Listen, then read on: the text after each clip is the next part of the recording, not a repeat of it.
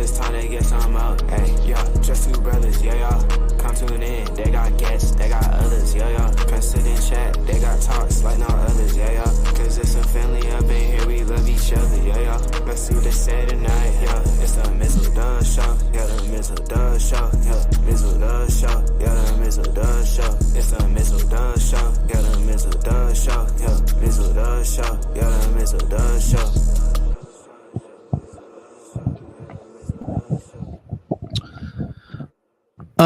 Good evening, and welcome to episode 237 of the Mizzle and Dub Show.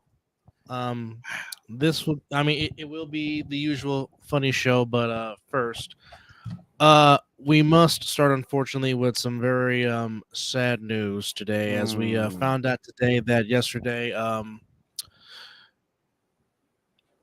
it's hard to not think about, certainly since they moved to the Bay Area in 1961-62.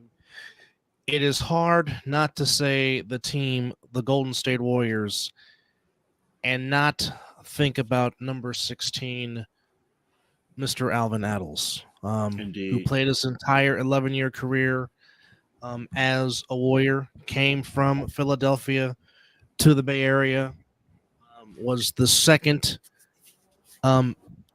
head coach of color behind Mr. Russell in NBA history, became the second head coach of color, joining Mr. Russell to be an NBA championship coach. Coached the Warriors from 68 to 83, was general manager, was an assistant. Like many of the other great former Warriors, a team ambassador, just a true gentleman, pioneer in every sense of the word for this franchise. His number 16 hangs in the banners in the Oakland Coliseum Arena, and then from there to Chase Center. It's hard not to be around that organization and not see and or feel Alvin Adams, who lived a tremendous life at the age of 87. Put in the Basketball Hall of Fame in 2019. So glad he was able to live to get that honor. Again,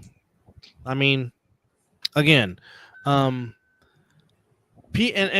as I said this on my post this morning when I was having my own tribute, I said, yes, we can make the case that Wardell Stephen Curry II is perhaps the greatest Golden State Warrior of all time, but it's hard, and you have a case for that, but it's very hard not to give Alvin Adams the emeritus title because, again, when you think about the Golden State Warriors, and they have been the Golden State Warriors since 1961-62, when they moved from Philadelphia to the Bay Area.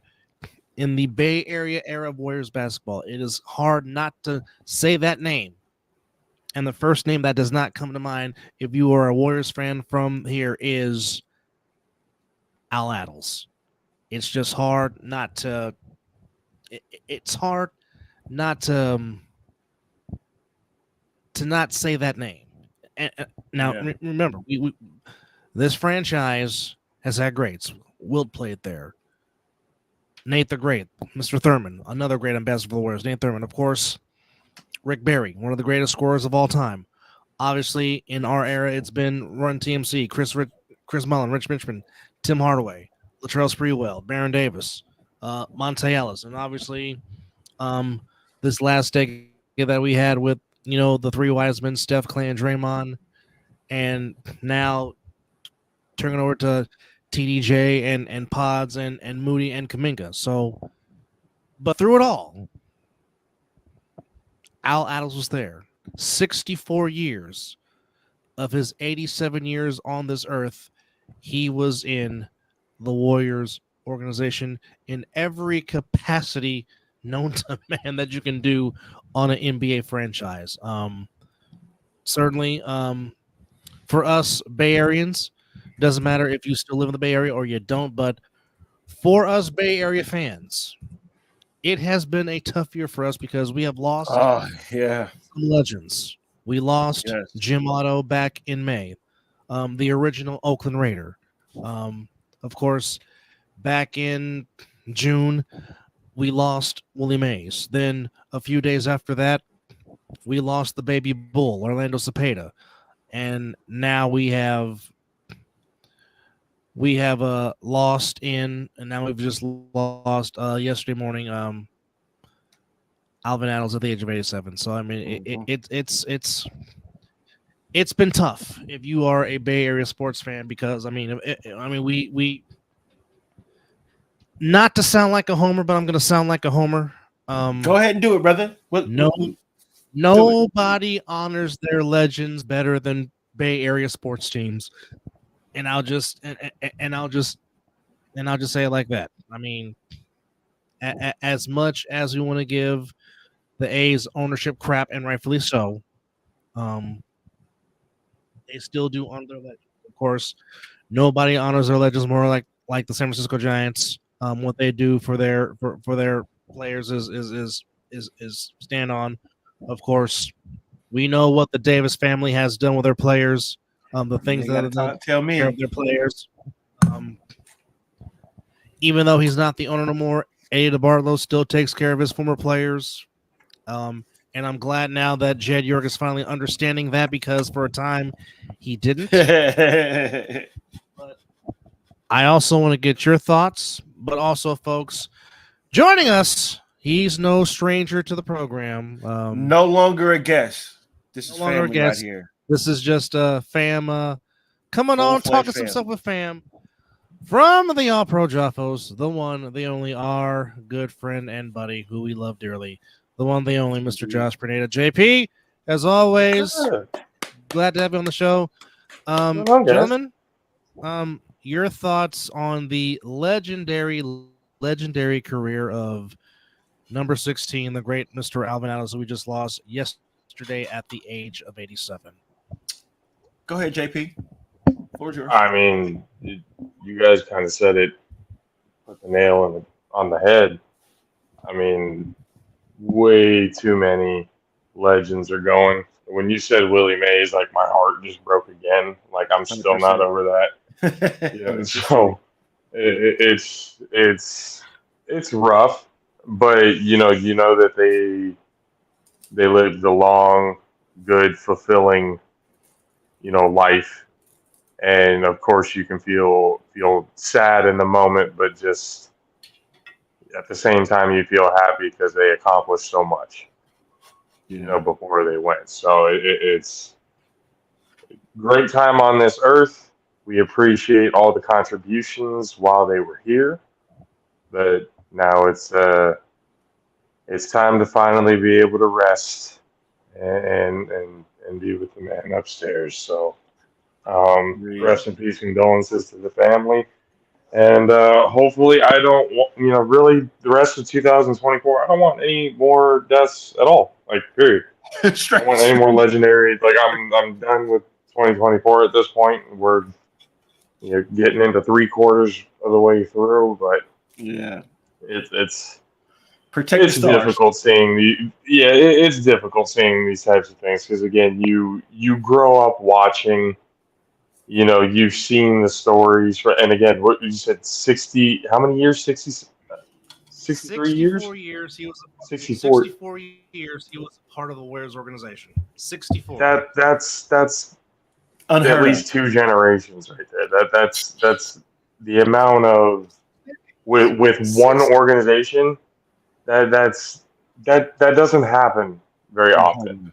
Unheard of. That doesn't happen very often at all. So for somebody to be able to have those type of accolades, it's just that's a pretty wild number.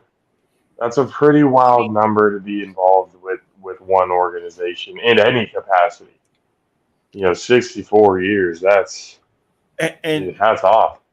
And on top of that, 557 victories as a coach with the Warriors. I mean, do you really need to say more? It's like you can go down the list of things, and I'm sure the Encyclopedia Dub Alvarez will and already has, because I'm sitting here listening to this one. Jesus Christ! Well, hell, me and Dub both just learned that out today. I didn't know that he coached that long. As Dub hit me with that, and I hit Dub with the 5.57. So we both just acknowledge each other with some information today. Crazy. Love to learn something new every day. Oh, that's I'll tell people my brain is a sponge. Here's the thing. Steve Kerr's not that far behind him because he's at 5.19. And Kerr ain't been there as long. Wait, how long was he the coach? No, Kerr's been there a while. Well, it doesn't feel that way though.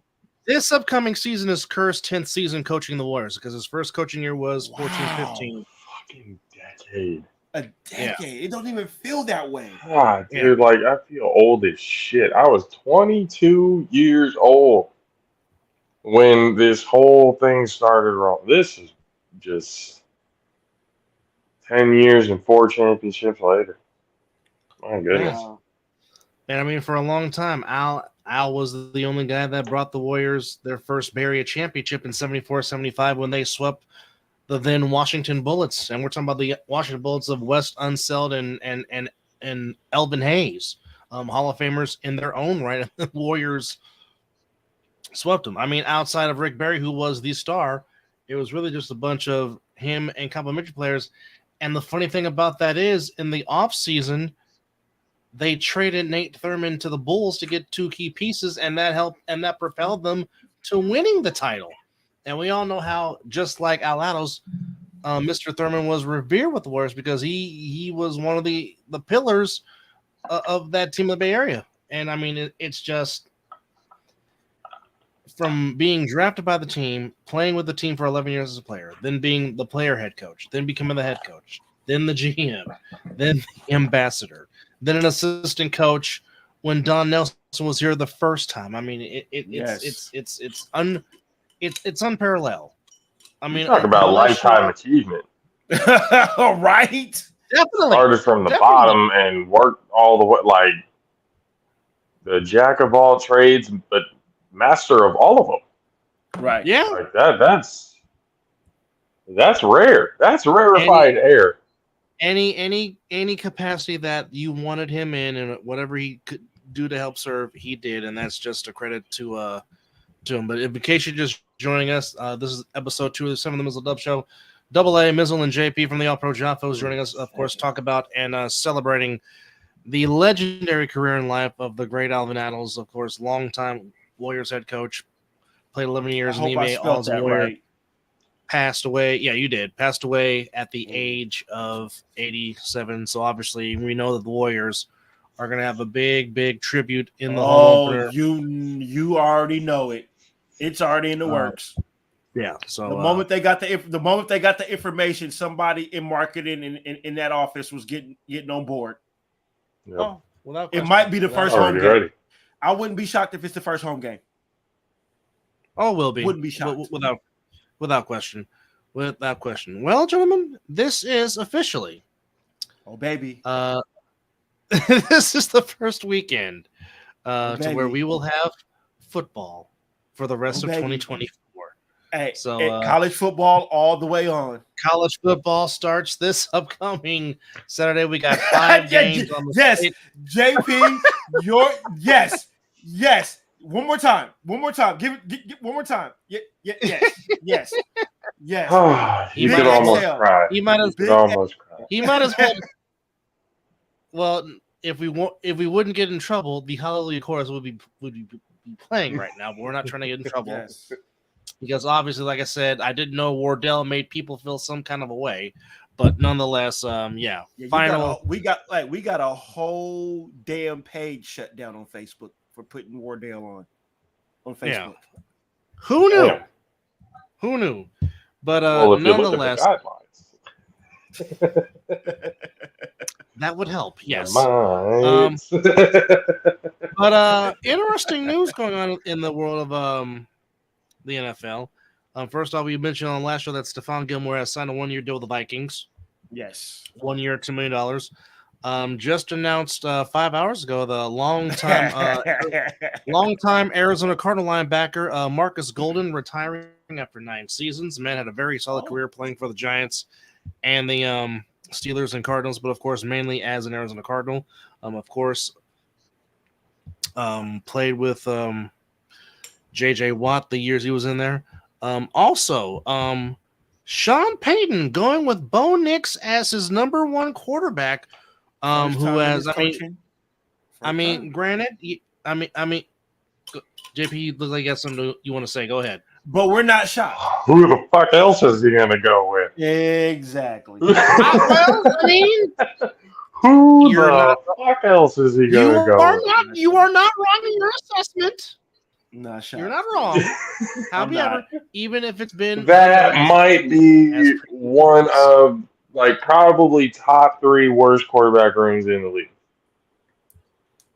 That quarterback room right there. If you didn't think Bo Nix was going to come out of that the number one, if Bo Nix didn't come out of that the number one, it'd be kind of scary. People would be shitting their pants, going, "Oh crap, what did we do?" Yeah, that was the full expectation when drafting Bo Nix. I don't even think there was a question on whether or not he was going to be the day one starter for the Denver Broncos. Whether he deserved to be or not, it's they're in desperation mode right now. Might as well get the rookie, some playing time. Yep. He's in a league he's in the division with, arguably, if not the best quarterback in the entire world right now. We're talking about that guy. Go up against twice a year.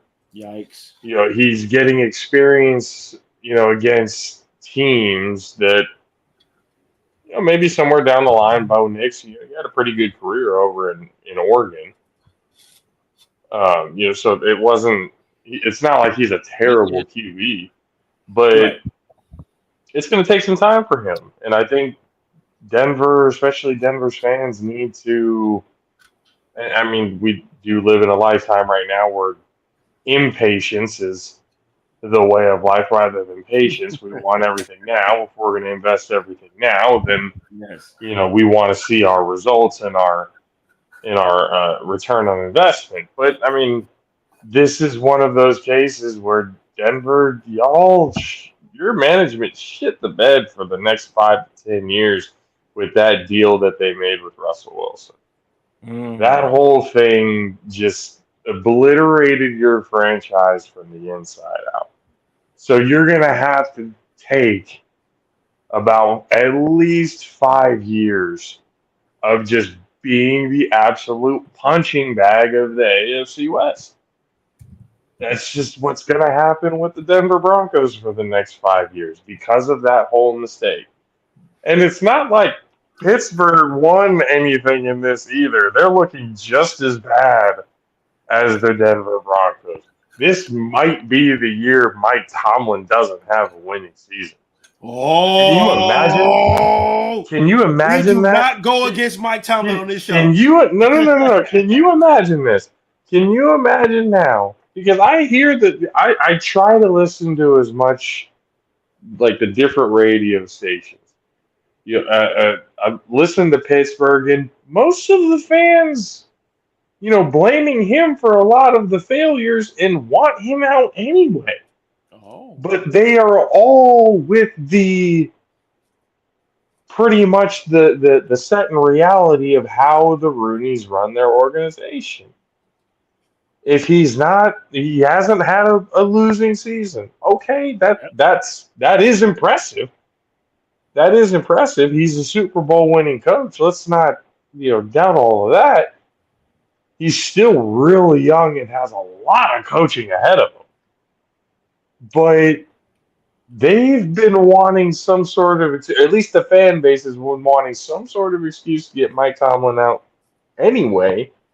And this might be the year where they end up top 5 overall picks, and Mike Tomlin gets the boot, and then goes win a Super Bowl some other team. But we know this organization does not they don't get rid of their coaches. They retire. They don't. That's the reality of the whole thing. But there's a little bit of a crack in the armor right now. 100%. The Rooneys are kind of set up, but like, are you just going to settle for mediocrity for the rest of your? You haven't done anything in the draft that's really been worth a note. Trades and everything like that haven't really been working out. Other than Minka, and he gets hurt and then he's back, but he plays well. But then the fucking coaches don't know how to use him, and then they're utilizing different ways. It's just a whole shit show out there in Pittsburgh. So we might see the Pittsburgh Steelers in the top 5 overall pick this year, which is holy shit. Who would have ever thought we'd see this happen? That division is. We would have thought we'd see Mike Tomlin retire with a Super Bowl and go off into the distance before we'd ever think that we'd see him get a losing season. But with what they have now, that is a very high possibility. Hey, I don't disagree with that statement there. But I still go by the monitor the motto that I'm not going against Mike Tomlin. And it's fair. He's earned that right. He has earned it. Here's what I say to the Steelers fans. Okay, you fire or you let Mike Tomlin go. Who out there right now you want to be your head coach? Who's out there that you want, Steeler fans? Where's David Shaw right now? Still in Stanford. Right? David Shaw's in No, he's not. But does he want to coach in the NFL? Because I mean, he has had the change. I think he is coaching in the NFL, isn't he? No, he's not like as a head coach. I think he's in television, more television before I think. I heard somewhere he got a job. He is currently, right now, the current senior personnel executive for the John Elways, a.k.a. the Denver Walmarts in the NFL. Oh, wow. He's in the AFC West. The Stanford boys had joined forces. Well, Elway is no more part of the organization, isn't he? Oh, he's not, is he? No, I think Elway. Not. No, he's. Oh well, then they replaced the Stanford guy. But they're always going to be called the Elways with me because the when he smiles, he looks just like the logo. So now going back to the Broncos. Now you think about this: the logo, John Elway. Yes, Debo, the Denver Walmarts. Yes, right. That they're owned by the Walton family. Yes, the Walton family has stake in the Bronco franchise. Yes, but here's the thing. Now, the logo, horse teeth, Mr. Elway, Hall of Famer. Yes. If you walk into a Walmart at 3 a.m., you will know what the Denver Broncos organization looks like. Yes. He retired after winning Super Bowl 33. So he retires winning Super Bowl 33 at the end of the 98 season. Good. So from 1999 until now, here has been your quarterbacks for the doggone Broncos since Elway retired. Okay, we're gonna be here for a while. For 4 seasons. This is gonna be like Chris Jericho reading off the list. They go to commercial, he comes back and he's still reading. That's what this is about to be like right now. Y'all can go take a piss break. Y'all won't gonna miss much. He's still going down the list. So the Mizzle and Dub show has made the Jericho list. So for 4 seasons, from 99 to 2002, you have Brian. 4 seasons? Fuck. Brian Greasy, serviceable, long career. Now he's the quarterback coach on JP and my beloved 49ers. Okay. Then for 4 seasons. That's right. Yeah. So for 4 seasons. 4 more. You had Jake the Snake Plumber. Serviceable. That's right. Got the Broncos to the AFC Championship game, but fate was on the Steelers' side, and Steelers went into Denver and whooped that ass in the 05 AFC title game, and the Steelers went on to win Super Bowl 40. Made me happy. Here's the kicker. Only for 2 seasons, Jay Cutler was the Broncos quarterback. Which was a travesty. Then I'm glad he left out the division, but travesty. Then in 2009 came Josh McDumbass. Part 1. Who then decides, I'm going to trade my Pro Bowl quarterback To Chicago. With For Brandon Marshall, RKO Randy Orton himself. Kyle Then, Yeah. for 2 Forgot about seasons, that, JP. Kyle Orton is your quarterback. Get off to a 6-0 start. That's what I'm going to say. They were good. Because you faltered down the stretch. Polish a turd, spill the turd. Then you decide to draft Tim Tebow. Tim Tebow himself. Can't make that shit up. Yeah, I don't care what anybody but he was winning games. Playoffs. He was winning games. That's right. I don't give a fuck what his stats were. He was winning games. Tim I don't Tebow, care. yes. Mm-hmm. Tim Tebow, yes. Led the Hey, I'm sorry. When somebody has fucking God on their side, you let them start.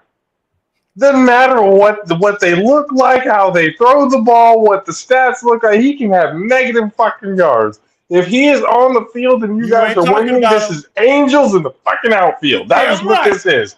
That is what this is. You keep him out there. Hallelujah. We're all sitting here saying a prayer, all joining hands. We are all servicing. The basket's going around. We're all in. We are all in. This was another fuck up by the Broncos. You didn't do it. That was the Ladies and gentlemen, the doors of the church are open. Is there one? Amen. Amen. You can come by letter. You can come by Christian. You could have painted John 3:16 on the fucking field for all I cared. That's what you should have done if you were the Broncos. JP's on fire. So yes, basically JP said all that to say yes. The Broncos won the division and even won a playoff game, beating the Pittsburgh Steelers. The Steelers on a slant. Was it a slant route? A slant route to Demarius. A slant route to Demarius Thomas. Yeah, exactly. The late Demarius Thomas. Still hard to say. And basically just ran past the whole entire. By the way, folks, that was the first play of overtime, and that was when overtime was still sudden death. Not these pussyfied overtime rules that they have now. But what do Everybody I know? Gets I a just turn. do a podcast. Everybody gets a turn. Go ahead. You get a turn. Hey, we're gonna have a point where my late grandmother, God rest her soul's wish, is gonna come true. They're just gonna give everybody a football, and we're just gonna have like 15-minute quarters of everyone just running around with a football in their hands because you know what? Everybody deserves it. Everybody deserves to have fun, and we're just going to do it this way. Not how I grew up. This is ridiculous. Not how I grew up. Then after that, participation trophy. What's that? Then after that came the 4 seasons of Peyton Manning, to where the first 3 seasons, Denver would choke in the playoffs, choked against the Ravens, as somehow Denver decides we're just going to let the late Jacoby Jones, who's fast as hell, run down the sideline, and Joe Flacco hits him in the end zone, to which Justin Tucker kicks a field goal and they win. Then the Broncos aided in the falsified investment in Joe Flacco. Then we come to 2013. They make the Super Bowl, but the Legion of Boom said, "Hold my beer. You're only going to score 8 points." Then we starting out the game with a good old safety. I love it.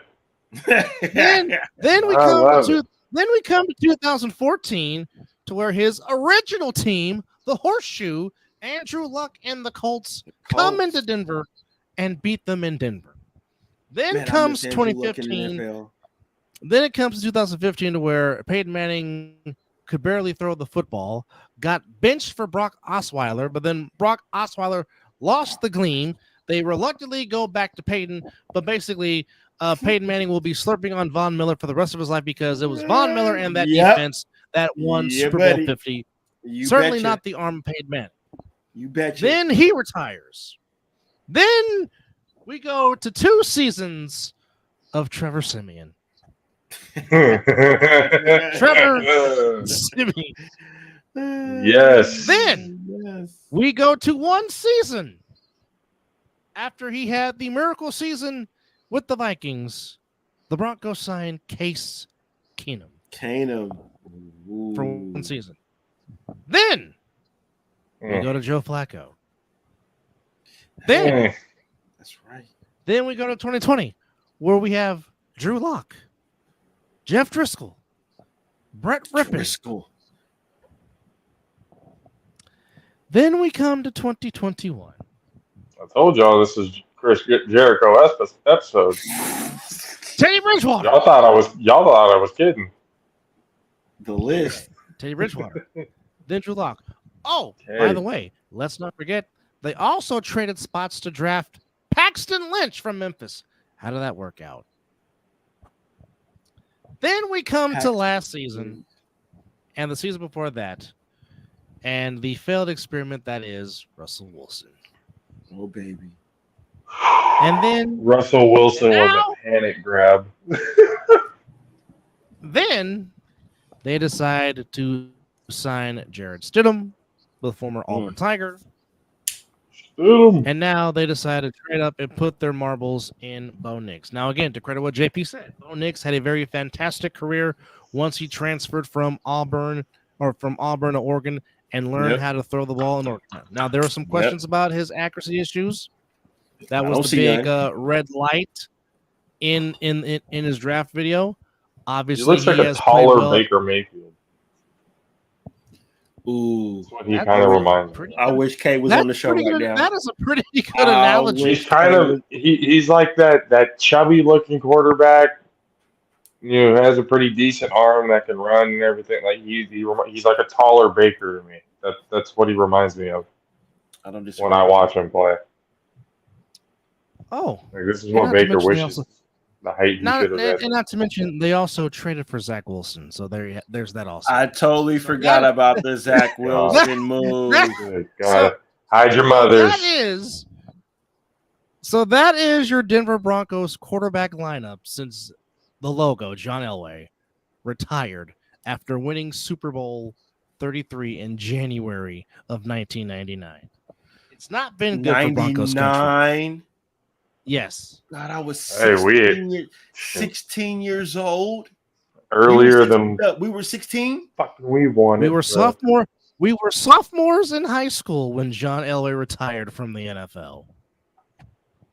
Damn. Holy. We were in our sophomore year at Fairfield High, being Fairfield Falcons. Yes. And I think I graduated early that next year. No. Did I? No, senior year. Never mind. No. Yeah. No. Whatever. One of them. Holy hell! That's too long ago. There's our first Pat McAfee reference of the year. But in addition to that, I'm gonna miss Pat McAfee on Monday Night Raw. Jaden Daniels becoming the number one quarterback for the Landover Commanders. Are you shocked? As JP said I'm not in shocked. the other segment, who else do they have? If you draft a quarterback at 1, 2, or 3, they are day one starters. Period. In Oxnard, California, where the Arlington Cowboys are having their training camp, their hotel catches on fire. Thankfully, nobody was injured. They can't even take their own heat, those pussies. That's why they come over here to California. Fucking Dallas Cowgirls. Oh, we can't deal with our own heat. That's why we play indoors. Well, I mean, the Raiders, Cowboys, and Saints all had training camps in the Golden State of California. But so it all rubs off. Well. You know, we are a California-based team until we move to Vegas, so I can understand why we go back to California. They're still adapting to the Las Vegas heat. Well, they've practiced in that multiple times. They go indoors and outdoors, but it was more of a bonding thing. The reason why they went to Costa Mesa than anything else. That's the reason why they pulled that stunt. So now there apparently might be a beef in the NFL between Vikings defensive coordinator Brian Flores and Tua Tagovailoa because supposedly Tua was giving a criticism of Flores' coaching style when Tua first got there to the Dolphins. Bruh, do you know how many times a coach got in my ass and told me that I wasn't shit, that I won't amount to shit? If you don't learn to run this fucking play the way that I'm trying to tell you to do it, you will never amount to nothing. I wish more coaches would knock down egos like that. My AAU coach was a former goddamn Marine. Do you know how practices was ran? Do you know how many times I've sat on a wall in the defensive position because we didn't run the defense right? Y'all suck. I heard that all day. I don't get it. Wah. That's called tough fucking love and coaching. Hell, I got coached like that in baseball. Baseball. There's no crying. There's no crying. Everybody's seen a league of their own. We all know this. Now I understand where the league is going and the way these players need to be coddled. I get No, they don't. No, they don't. They don't need to be coddled. I know. Fuck, for God's sake, we don't need to coddle on them any more than they already have been. Oh my God! Jesus Christ! When I heard that, I said, "Well, he couldn't play in my era." If we coddle them anymore, like holy crap! It may be. I saw a video the other day that they had fully padded kids still playing flag football. That's what it's going to turn into. That's exactly what it's going to turn into with this spring. Excuse me? You said fully padded wearing a flag? I will send you the video. I would have never signed my kid up for that. I will send you the video once I would never sign my kid up for that. Yeah, you heard that right. Fully padded, still playing flag. If you're going to play flag football, you're going to play tackle. One or the other. We're not doing this. We're not doing this. But to jump back on the Tua thing, I'm sorry. I have a slight full of sympathy because of where it's going now. But like I said, the way I was brought up in sports, even when you ran the play right, the coach was still in your ass because he didn't want to make you get comfortable. Can I play devil's advocate for I love it because I do it all the time. I do it all the time. Go for it. There could have been a way, because there is two ways of delivering said tough love.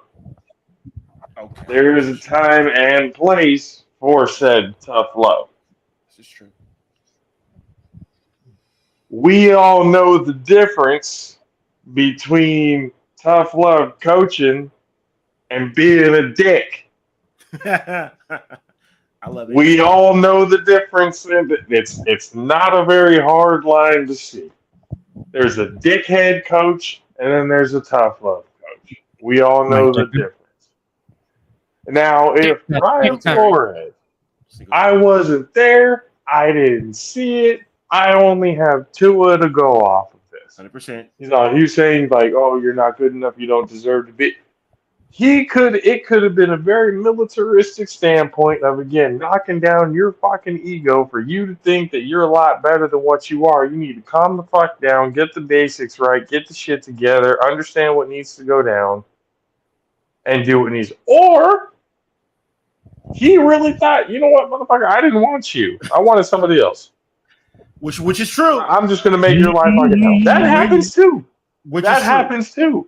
So that could very much, have happened. Well, Urban Meyer kicking his kickers, dickhead coach. That kind of, that's the type of, now Brian Flores, if that's the case, all right, it's kind of a dickhead move, sure. But I mean, Tua, come on, bro. Keep that shit between y'all. That was a conversation between y'all. We don't need to be like throwing people under the bus. We're in a fucking era. We need to get clicks and people talking shit and beefing back and forth and all that. Come on now. Now, here's the thing. We all have that competitive drive. We can all talk and not be able to air everybody's dirty laundry out on fucking the air like that. If he got handled that differently. If he got coached that way, who was his college coach? Yeah, Nick Saban. Yeah, Nick Saban. The worst of the. Come on. So you can't tell me that Flores was worse than Saban. You Thank you. can't tell me he was. Thank you. Can't. No. And then you have a Well, coach I mean- that comes in and just you Flores does- like him more because he kisses your ass more. He comes from Flores does. does come. He comes from the Belichick tree, and we all know Belichick's a dick. The biggest of the biggest. Yeah, And the Sith Saban- Lord is and- definitely. His name and should have been Saban- Richard.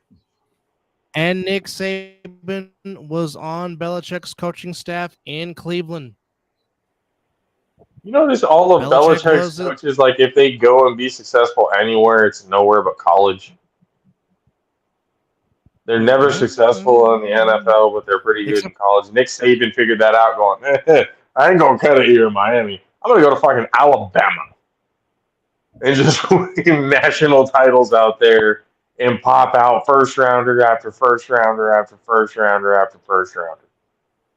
He's the one who figured it out. Everybody else just went and everybody else just hadn't caught on board yet.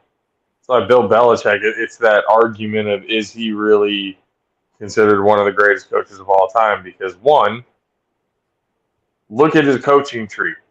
Has there been any success really, other than Nick Saban in Alabama? Has there been any success in head coach or anything else like that? Them going off doing their own thing. No, Sarkisian ain't really done much. So I would know. The last coach to win Alabama a national championship before Saban got there was Gene Stallings, and that was back in '92. And if you're a fan of the Miami Hurricanes, I'm sorry, but Alabama whooped that ass in the Sugar Bowl. Well, we know how this Florida State fan feels about that. And by the way, their Heisman Trophy quarterback, their Heisman Trophy quarterback in that game, Gino Torretta, played a very crappy game against from Pinole, California. Yes, he is a Bay Area native. Yes, he is. Which is right up the road. Well, not from where I am residing right now, but where I used to reside. Up the road from the rich. Yes, indeed. Yeah. With Tua though, like I don't know, that's old shit. That's like what, 3 years ago now, 4 years ago now. Yeah. Yeah. Like why do we got to dig up old shit? Like that type of just be like, even if they ask you, oh, what's the difference? Like you don't need to go into full on, like, regardless of how you feel about the person. Yeah. Like I understand, like, take the fucking high road. Ain't no need, like, everybody again. It's all about clickbait, and everybody wants to talk shit now. You know, but again, we can only take Tua's word for it.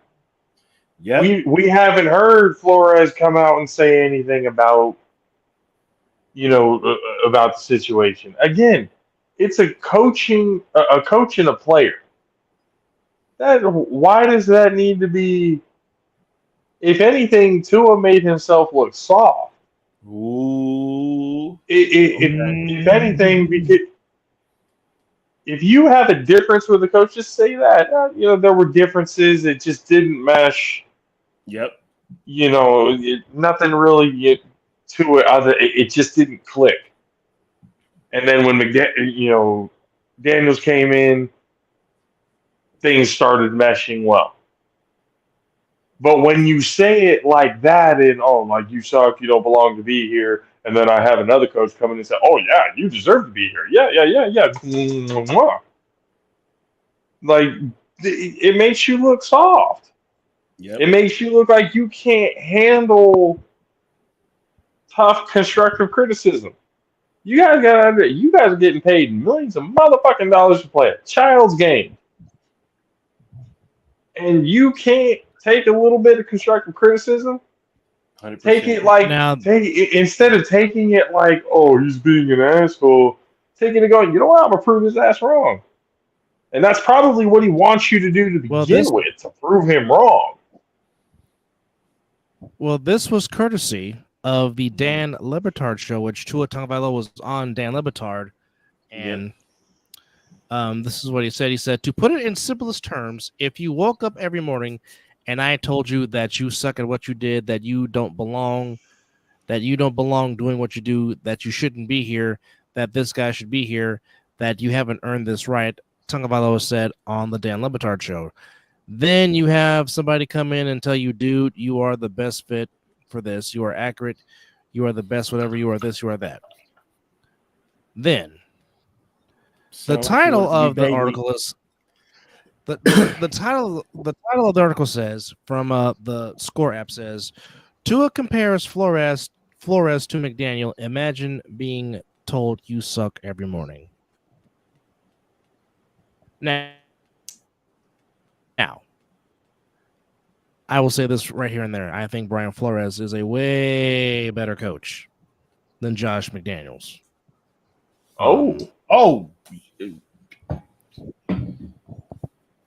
Josh McDaniels as former Patriot Josh McDaniels, right? Yeah. I can see that. Then him, yes. I thought you. No, he didn't say McDaniels. No, he didn't say the current coach. No. I was gonna say, wait a minute, from Miami? Him? I'm sorry. He was not comparing. I got it wrong. He was not comparing him to Josh McDaniel. He was comparing him to the current head coach, Mike McDaniel, the Dolphins. So basically, Mike McDaniels is the buddy type. I love you, kind of like Pete Carroll, rah rah rah rah rah. And then Flores, kind of that old school flavor. These players don't want no old school coach. They want to be they need to be their egos pumped up. This is how it is. That's how they get motivated nowadays. You know, and like I say, that's not how I was coached. This is why they don't all like nobody knows how to lose properly. This is why everybody's a fucking sore loser. You are correct. Which is why I'm kind of shocked that I haven't heard any complaints about the Inglewood Chargers complaining about Harbaugh practicing them too hard. Which give it time. Oh, he's been having to deal with the NCAA still right up his ass. That's true. That's true too. He's probably going to be as lenient as fucking possible right now. That's facts. Jim, do not pick up any sort of dust. Shut the fuck up. Give it time. give it time. Who's got it better than us? Everybody but you. Shut your mouth. But he's going to attack this day with enthusiasm unknown to man, because that's just what he does in his dad jeans or his dad khakis. Khaki pants. That's true. Well, he only knows how to go one way. But right now But I mean, as much as people want to complain about his way, it works. The man has not had a losing season as a head coach. From San Diego, it works. To Stanford, to San Francisco, Santa Clara, at Stanford. Only his first two seasons Stanford, and then he turned that into a perennial power. But I mean, everywhere he has gone, Harbaugh has won. You can't. Can't deny. What is that coach? What is the head coach measured by? Wins and losses. I mean, he went to Michigan. Michigan won 10+ games every year he was there. And now a national champion. So and now a cheater. Maybe not a national champion anymore. So we'll see how that goes.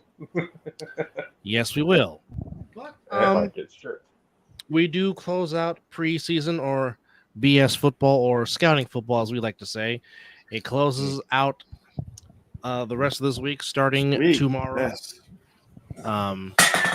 As we do have tomorrow, we have the Indianapolis Colts, which, by the way, you can watch that game on Prime Video. They are taking on the Bengals at home in the jungle, and I will say I do like the all-orange uniform of the Bengals. Those are nice, and they will. And they're all whites too. Yeah, the white tiger ones are. Yeah, the white tigers are pretty. The whites are pretty badass. Yes. That's pretty fucking Colts, 50. Bengals in Cincinnati on Prime Video. And then once again, it's the Bears and the Chiefs. You can catch that game on NFL Network. The Prime Video game will kick off at 5 p.m. and the Bears and the Chiefs on NFL Network kicks off at 5:20. Then on Friday we have some South battles. We have the Jaguars and Falcons in Atlanta. That Ooh. game you can catch on NFL Network at 4 p.m. And then the other Battle of Florida between the Miami Dolphins and the Tampa Bay Buccaneers at 4:30 p.m. Then also on Friday, it is the Raiders and Niners in the final scouting game before we get it on. On the 24th of August, we have Don't Steelers. you Niner fans don't matter the fucking outcome. Don't y'all be fucking texting me.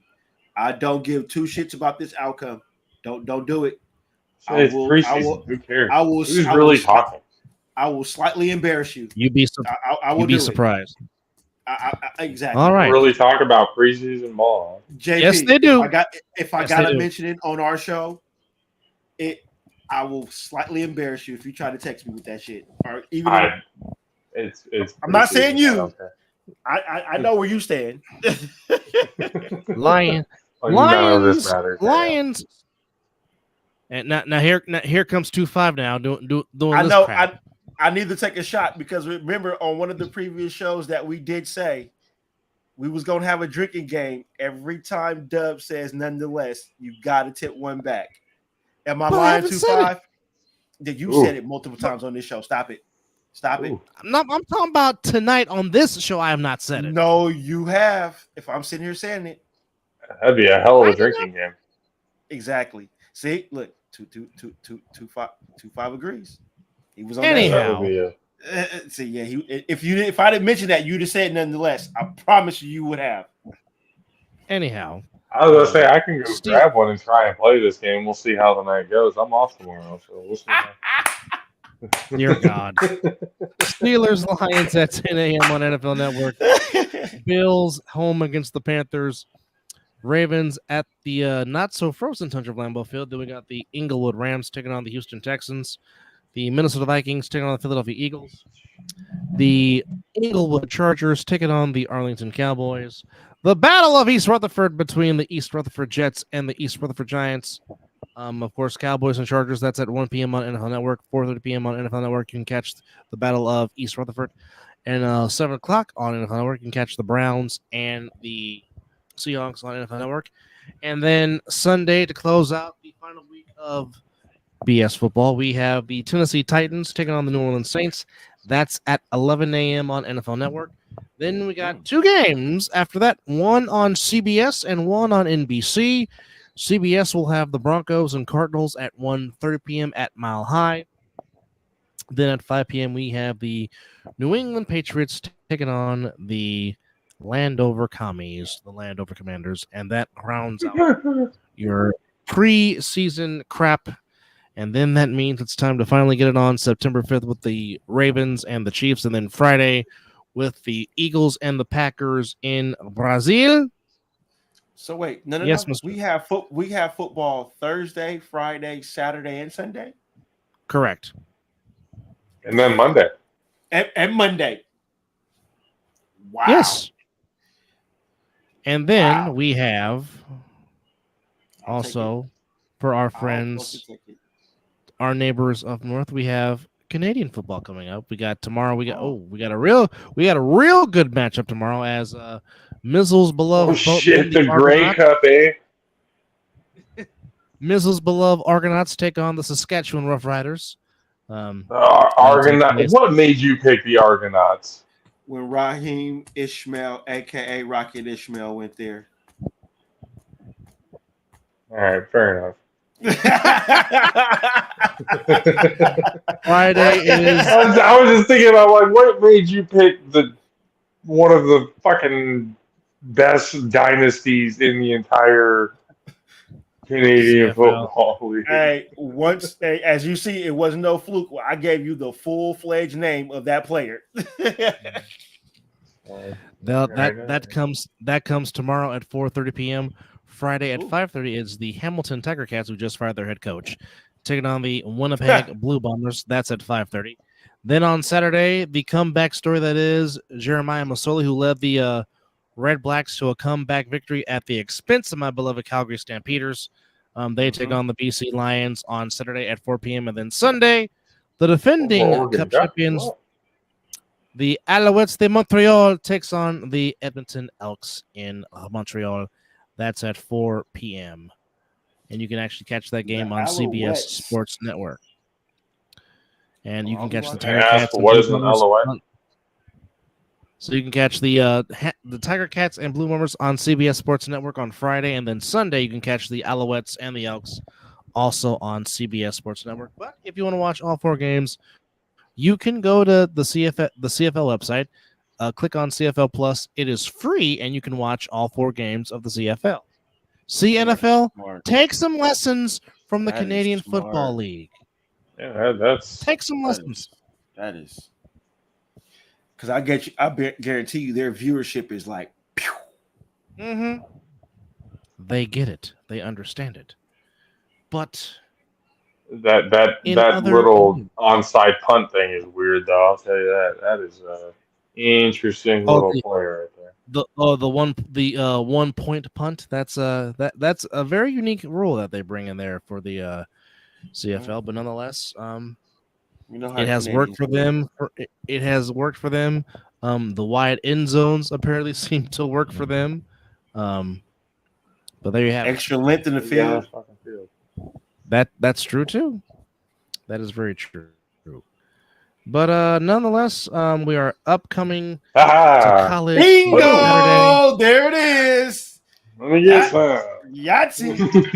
There it goes. I wish we had the applause. I wish we had the applause theme on here right now. So we'll start clapping for that. Damn you, Who's Knox. coming? I'm blaming Who's you. coming? No, don't blame Knox. I'm blaming Knox Bingo! Don't blame Knox. because he was the one that mentioned it. 'Cause he- Anyhow, we do have college football coming up to you this upcoming Saturday. Of course, the main matchup, if there is one, it is Mizzle's beloved Florida State Seminoles, bright and early, 9 a.m. in Ireland, taking on the Georgia Tech. In Yellow Ireland? Jackets. Early yeah. in Ireland, yes. Pat Playing McAfee, who? Notre Dame? Georgia Tech. No, they're playing the Georgia Tech Yellow Okay, Jackets. hold on. But hold it on, would hold have on, been hold better on, if it hold was on. Notre Wait, Dame, wait, though, wait, right? Wait. Right? Yeah, that's what I'm saying. What the fuck is Georgia Tech and Florida State playing in Ireland? Of all the teams that you could have had playing in Ireland, you have the Notre Dame Fighting fucking Irishmen, Right there. and you don't put them in Ireland? I think What they were the in Ireland last hell season. kind of mark? Keep going. You can go every I don't fucking year, disagree. just like I just don't like the disagree. Jaguars go and play in London every year.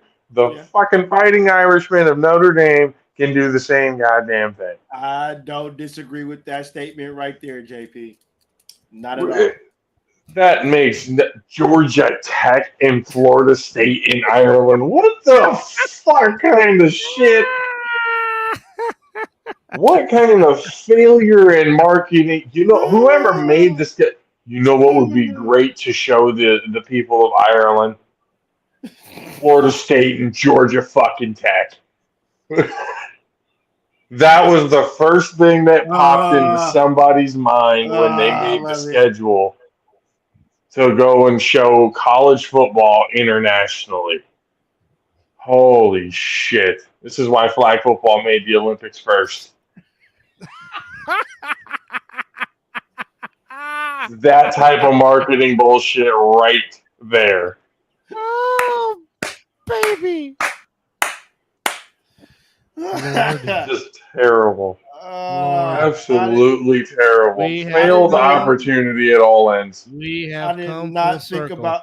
I did not think about not Notre Dame in Ireland. I did not think of that at all.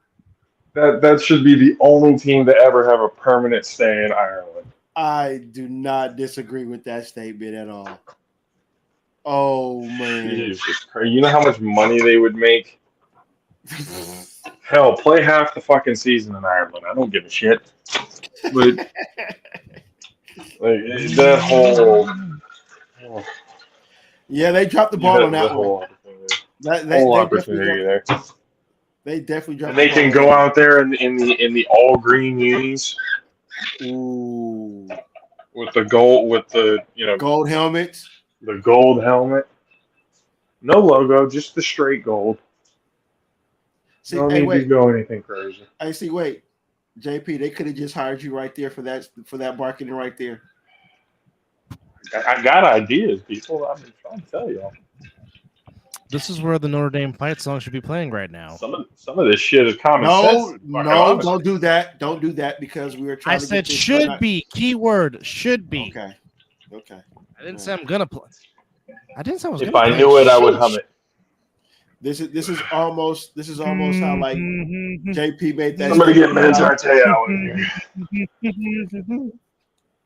This is almost. Did y'all hear that story? Anyhow, Which in one- addition, Manti-Te'o talking about that national championship game against Alabama, how his They were teammates scared. looked when they saw the team. They were scared when they walked out the tunnel. Oh, fuck. Shouldn't have showed up to play football. These boys are big. I don't give a damn. When my Florida State Seminoles won the last BCS, I wanted Alabama to be the best. You had to beat the best. I mean, I'm gonna take the title regardless. Their entire defensive line had their guts out. Yep. Yeesh. I don't care. You so go out there and that's play. when you hit Like, him this with is pride gonna and be a go long about day. it. But You go out there and play football. You earned the right to get there. Go out there and play football. And then Te'o was addition to dealing with the Florida whole State and catfishing thing at the same time. Fuck. Boys, fake It ass was all girlfriend. bad for him. his was all imaginary bad. girlfriend. The publicity that they got for that In bullshit. addition- No. I'm addition not to going to Jordan- get Manti-Te'o shit. I'm not going to make fun of it. I heard that story. That shit's fucked up. I wouldn't want to be catfished like that either. Fuck that. Yeah. In addition I'll to give him the Florida respect. State, we have Montana State against New Mexico, the Lobos. That's inside the land of enchantment. That's at 1 p.m. Oh, which, by the way, they're giving Florida State minus 10.5 and the total of 55.5. That's scary. They're giving Wow. They're giving That's Montana scary. State 11.5, 54.5 on the total. SMU, the Mustangs, Mustang. taking on the Nevada Wolfpack. They're giving. Oh, that should be SMU good. That's on Fox Sports. Oh, that's on Fox Sports 1, Montana State, New That is Mexico. about That's to turn out. interesting. I'm gonna check that SMU out. in Nevada, that is at Reno. That is at CBS Sports Network. The last time they met, SMU won 45-10. That was back in 2009. And Kaepernick was on that team. Wow.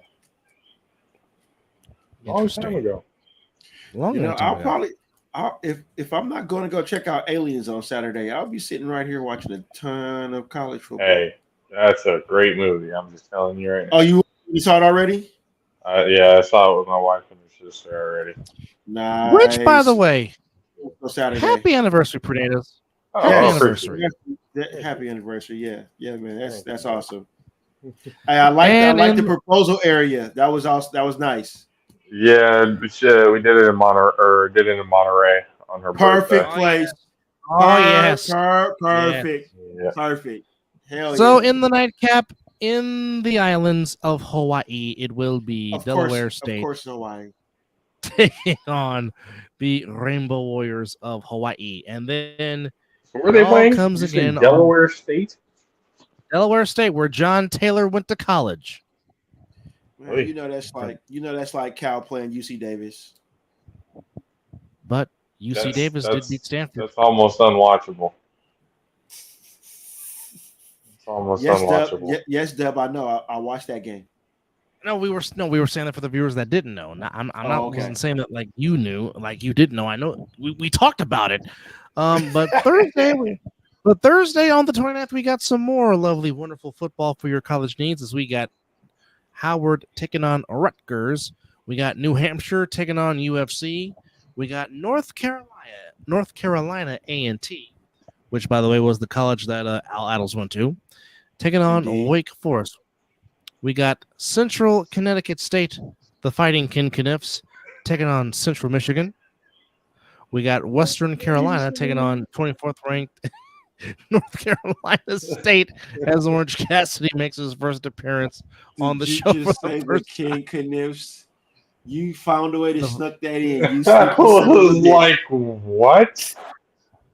What they brand?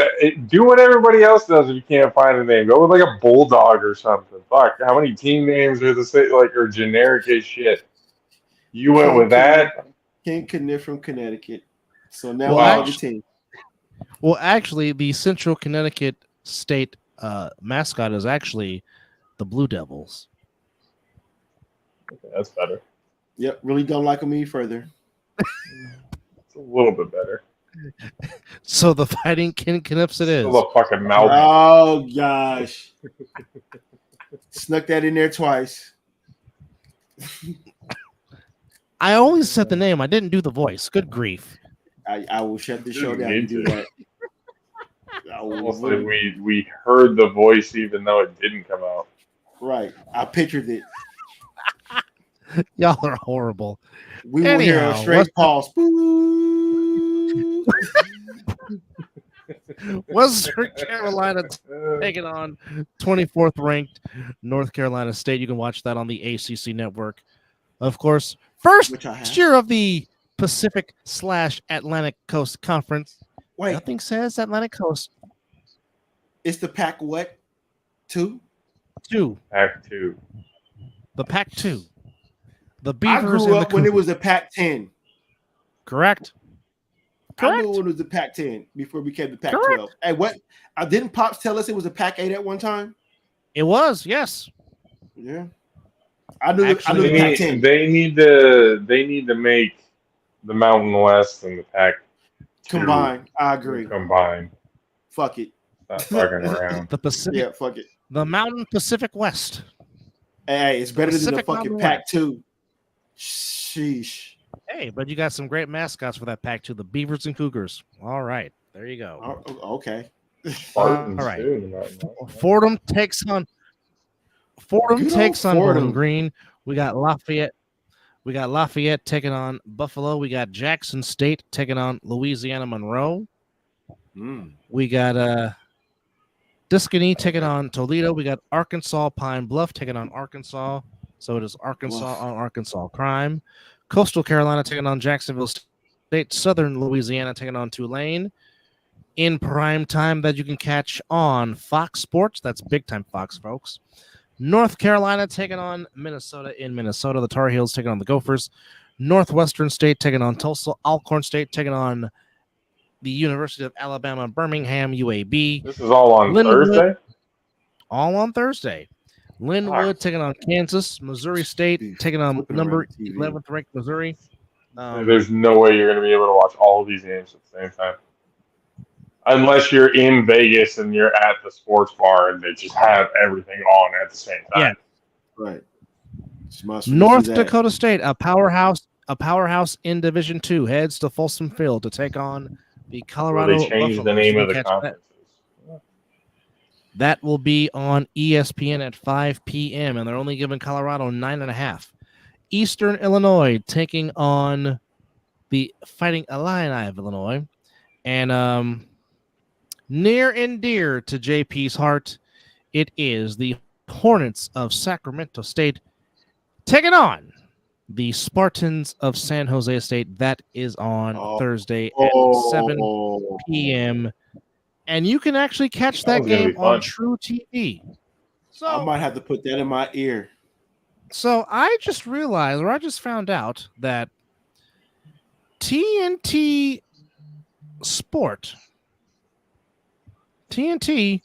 is apparently now the new home of Mountain West Conference football. Really? Yes. Interesting. You got to keep it alive somehow. While they're in discussions of how to get these conferences and stuff like that put together. How did You they gotta sneak keep that it under alive. the radar? They snuck that under the radar. Well, yeah, because I mean, okay, I'm on the That's pretty big, actually. It is. Yeah, it is. So Especially That's a for lot that more conference. that's a lot more So recognition for that conference. A lot of exposure. Here it is. So here's the article from Bleacher Report, which I'm shocked that I did not get no Bleacher Report alert from this. I said read an app. Thank you. What I say you must obey. Oh boy. All right. So TNT Sports announces Mountain West Football Conference And Victor Cruz, the former Super Bowl winner with the Giants, will be one of the commentators for this. So, in Wednesday, Right. Let's go. Salsa. So, Get it. oh yes, sauce in the booth. So, Lima. in a Wednesday release, TNT announced that studio coverage throughout the 2024 season will feature NFL stars Victor Cruz, Hall of Famer Champ Bailey, Damn. I like that. and Takeo Spikes as lead analyst. I like Takeo Spikes As lead analyst. Yeah, I was quite sad he left 49ers post and pregame live on NBC Sports Bay. Yeah. He was very, very good. Yeah. He was very good. Yep. Adam, That's a good trio right there. I like that. Adam LaFoque will host the studio shows. This will mark the first foray into full-time broadcasting for Champ Bailey, a Pro Football Hall of Famer. Cruz previously was an NFL analyst on ESPN, and Takeo Spikes was an analyst for the SEC Network, NBC Sports, Sirius XM, and Sky Sports. The coverage of Mountain West football will begin a week one matchup between, as previously mentioned, JP's beloved San Jose State Spartans and the Sacramento State Hornets, Thursday, the 29th of August at 10 p.m. Eastern, 7 Pacific on True TV. And also, Dub, let me ask you, JP, we should, if I'm off that weekend they play, we should check out the Causeway Classic. UC Davis. Oh, yeah, we should. Whenever we should. I've been actually wanting to see that one. Same. So whenever hopefully it's off, I'm off that weekend they have it this year. We should definitely go check that out. No matter where it's at, if it's out Sac or in Davis, I'm down to go to either destination. It's not a far drive either way. So exactly. Yes. Well, yes. The game will take place Saturday, November the 23rd at 2:00 p.m. Pacific Standard Time. We're at this year. It is in Sacramento. Let's go. I like it. Yeah. And Cuz just said those games are lit. Oh, I know. That's why I've been trying to get one for years. Wait, I used to live right down the street from UC Davis and never made it to one of the games when it was there. Yeah, I used to live in Davis, right down the street.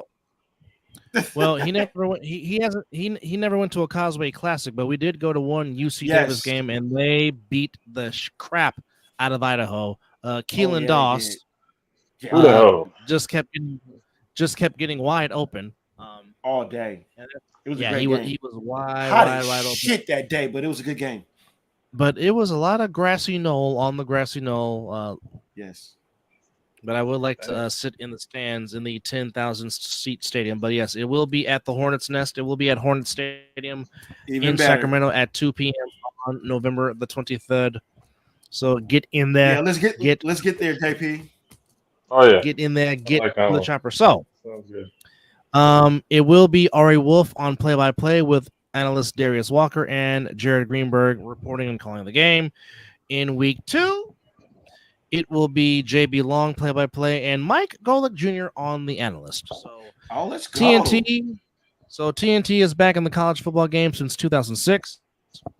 TNT Sports will also broadcast 2 first-round college football playoff games during the 2024 and 2025 seasons, with 2 quarterfinal games being added each year in 2026 through 2028. So, with TNT losing the NBA after this season, staying in the game with the NHL, of course, they do the NCAA tournament, and now Mountain West football, and now playoff games for TNT. So that'll be. I would love to hear Ernie Johnson do a football game. I think that's the one thing he hasn't. I think that would be good. I would. How has Ernie Johnson not done a football game? I don't know, but because for a long time he did the pre and post game when the NFL did have TNT. For those that don't know, we're gonna take a history lesson class, folks. Now going back in the time machine. For those that don't know, for those that don't know, Thursday night football and Sunday night football used to be split. The first half of the season, TNT would do Sunday night and NFL football. Now, in the beginning, the late great Skip Carey did play-by-play, and of course, former Rams quarterback, former USC Trojan, Pat Hayden would be the analyst. Now, Pat Hayden left CBS to be the Too main much history. analyst guy for TNT. Then, after Skip Carey, the Hall of Famer Gary Bender, of course, he was the famous guy that called the game between NC State and Houston in the '83 NCAA tournament when the late, great Jim Valvano was trying to find somebody to hug as NC State shocked the world and won their national title, as displayed by JP and Mizzle Anybody? in the video. How you But not Gary- hug the head fucking coach? That is. That's how you know they won in spite of the head coach. But nonetheless, Gary Bender and Pat Hayden were on the call for many years. Then after Gary Bender left, the incomparable, one of my all-time favorites, the great Vern Lundquist took over the mantle for TNT's Thursday Night Football and Sunday Night Football. Then during the second half of the season, that's when ESPN took over and did Sunday night and Thursday night, of course, with Mike Patrick, Joe Theismann, and then eventually later on when NBC lost the AFC, Paul McGuire left NBC to be the third man in the Sunday night movie with Mike Patrick and Joe Theismann, which I will say to this day, even though I'm not a fan of Monday Night Football being on ESPN, it still should be on ABC. Exclusively. Yep. I still say, and this is no disrespect to Mike Tirico, Jaws, and Kornheiser and Gruden, because Tirico is very good at what he does, but I still think that at least for the first few seasons of Monday Night Football on ESPN, it still should have been Mike Patrick and Joe Theismann, because I thought Mike Patrick and Joe Theismann were very good for a very long time. And I still think Mike Patrick to this day is still one of the most underrated play-by-play men of all time. One of the greatest games Mike Patrick ever did was that 2-overtime thriller between Carolina and Duke in Durham back in '94. Of course, the infamous image I have is Jerry Stackhouse driving baseline and dunking on a Dookie. Which... How do you fucking know all of this shit? Do you have all of this on your computer right in front of you as you talk about all of this? It's all off the dome. That game I vividly remember because it was so much every back fucking and forth. detail. And then when Capel hit that half court to sit it into the other overtime, and you got the whole Cameron House just going absolutely nuts to where I was pissed. Now keep in mind, folks, in this particular game, Dick Vitale still had a voice. He didn't have one by the time. He didn't have one by the time the game ended. He was done. That game was ridiculous. He was done. That was one of the all-time great Carolina Duke games in '94. That double overtime game, and that's when Duke had a down year after losing to Arkansas in the national title game that year.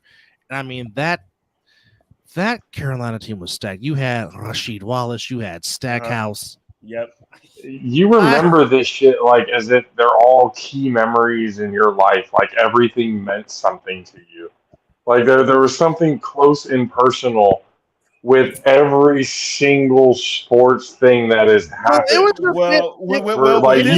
You remember where you were, what time, what day, like the entire thing is just, it's Rain Man shit, man. It's crazy.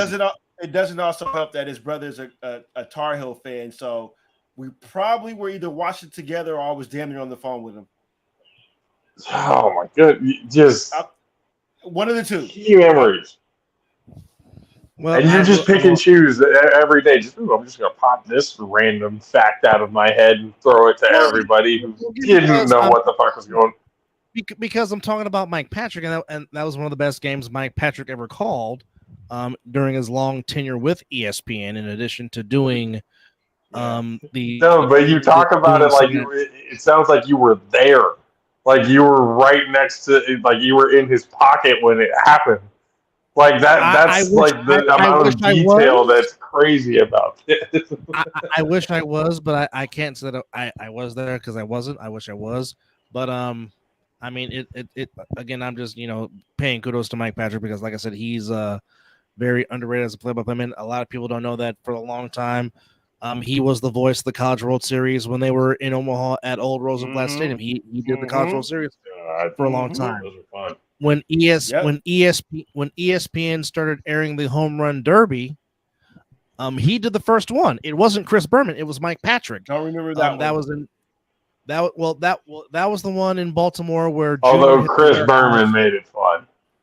He did. Oh, yeah. Chris Berman made the Home Run Derby like that was must-see TV. 100%. That was must-see TV. Now I know how Mizzle feels. JP, I want to get your thoughts on this. So, ESPN fires Sam Ponder. They fire RG3. RG3 was perhaps the only one that made logical sense talking football on ESPN, and they fire Sam Ponder. So now, Mike Greenberg will now take the mantle of hosting NFL Countdown on Sundays for ESPN. Oh, they're going to put the lowly Jets fan, huh? Yeah. And that's exactly what Mizzle said when I posted the article. Like, really? About Greeny? Oh, you put the Jets fan on TV. Okay. Oh, see, this is why we all do a show together. I said, well, here comes the fucking Jet Homer shit. My exact words. Oh my goodness! The East Coast fucking Jets cry me a river. Oh, poor me, we've sucked forever. Yeah. Same shit. You still got Super Bowl. Year. You still got Super Bowl 3. You still got. Yeah, you got the I guarantee it, and then you also have Joe Namath wanting to kiss on the sidelines. Oh man, what a day! I remember that one. We all looked at each other like, well, Jodem fell off the wagon. It's time to get Joe out of the stadium and into bed pronto. He does not need to be on TV no fucking more. Joe Namath is done. That shit was crazy. Yeah. And then there was the infamous butt fumble who Sanchez is letting the hair go. Known for the wrong shit.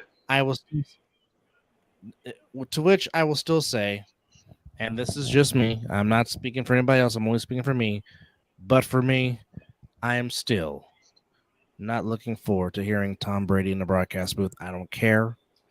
I just think there's something about him. Can you explain why? I'm interested. I don't know if I'm I don't want to hear it. Okay. I'm interested, but I would like to hear why you were not looking forward to it. Because I really think he's going to come off like a heel Lex Luger in Lex Luger's first title run in WCW. I really just think he's going to. Lex. Luger. I'm all for it. Of course you are. I'm all for the Euro. I'm all for the Euro. But you know what? But I kind of feel the same way. I kind of feel the same way with Brady, how we all felt with Tony Romo. A little bit. When Tony Romo took over, everybody was like, I think Tom Brady might be better than Joe Buck. I don't know. Okay, Doug. Would you rather have Tom Brady or Joe Buck? Anybody's better than Joe Buck. Exactly. So I'm matching Dub, who hates Joe Buck with passion. Would you rather have Tom Brady or Joe Buck? Yeah, I'll put you on the spot because I know how you feel about Joe Buck. We can get Joe Buck up out of here. That's one of those what we like to call a rhetorical question. Well, when it comes to Dub, because how he just said he doesn't want to hear Tom Brady. I'd rather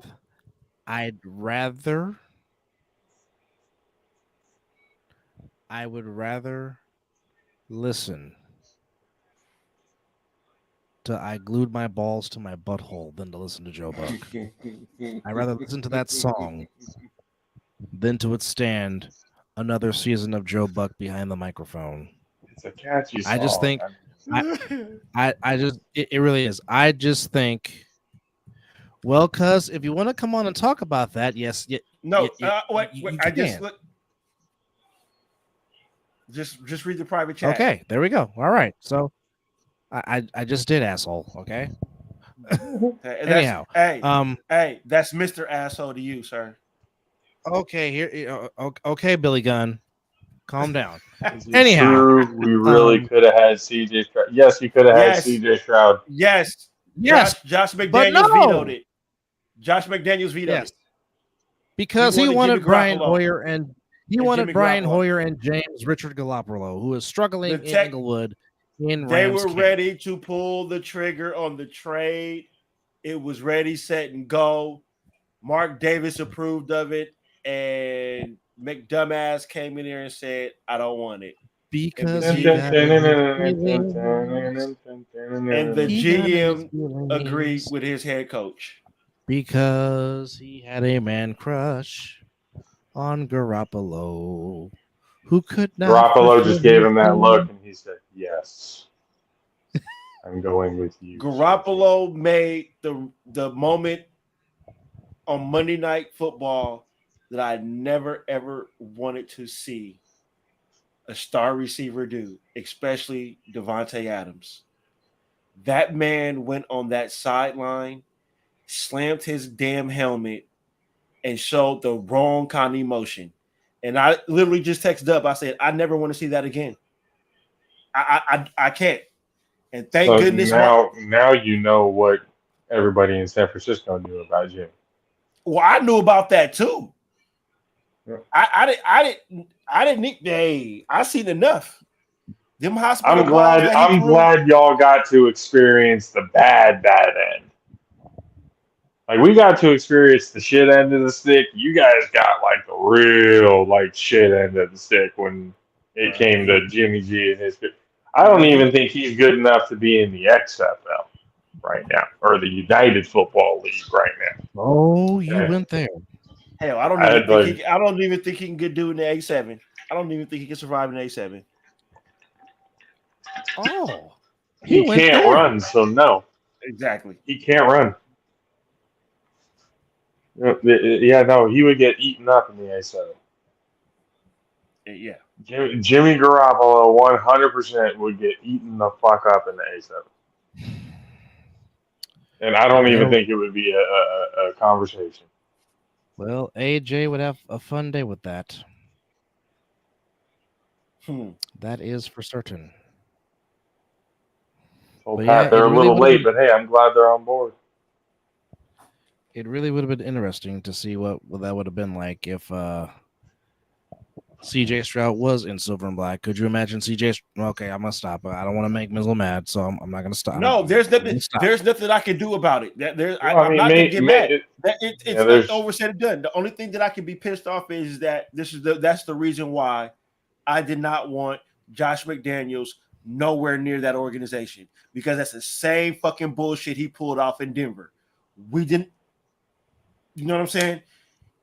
He tore down a good fucking team that he took in Denver. Hate to say it, but they were pretty fucking decent before he got there. The Raiders were pretty fucking decent before he got there. Decent. I didn't say we were good. Decent. I think we finished 8-8 that year before he took over. Okay. And then we went to shit. So same shit. No. No, before McDaniels got there, you guys were a 10-7 team, took the eventual AFC champion Bengals to the limit. Lost to the Bengals, that's right. And he turned them to shit. Got Devontae Adams, and turned the team to shit. The locker room wanted Rich Bisaccia to return as head coach. Mark didn't listen. Which now Bisaccia is now being the assistant head coach in the Packers of Green Bay. Then Mark finally came to his senses, listened to his players.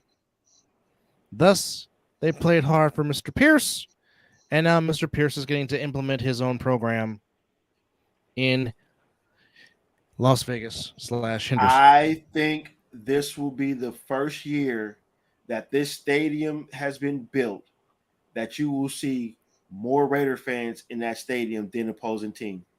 Just might. Just maybe.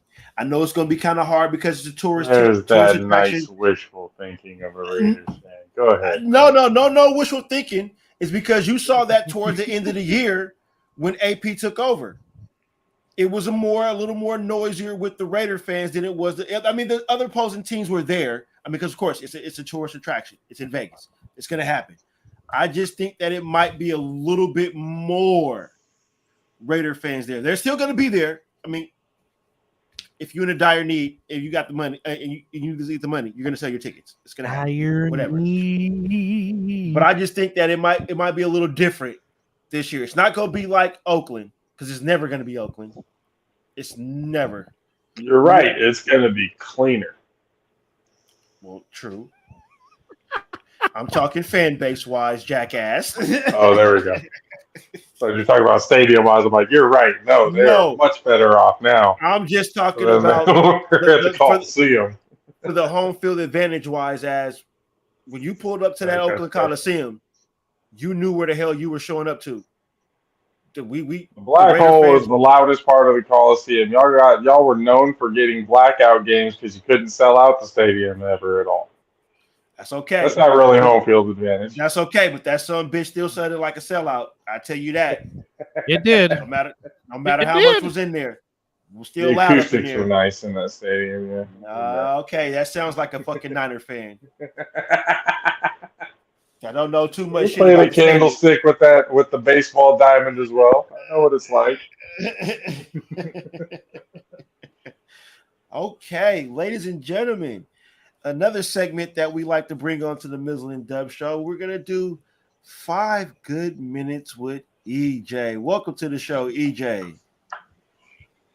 But what's up, cuz? Before we do that, okay, Dub wants to get his No, I'm just saying. But no, we can hear you. But before we do that, hold on.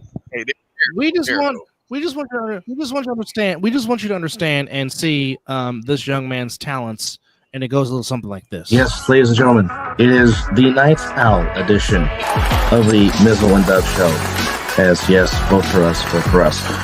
Welcome back. Thank you for tuning in. He is Mizzle. I am Dub. And did y'all miss us? Because we missed you. Our apology. And we are live.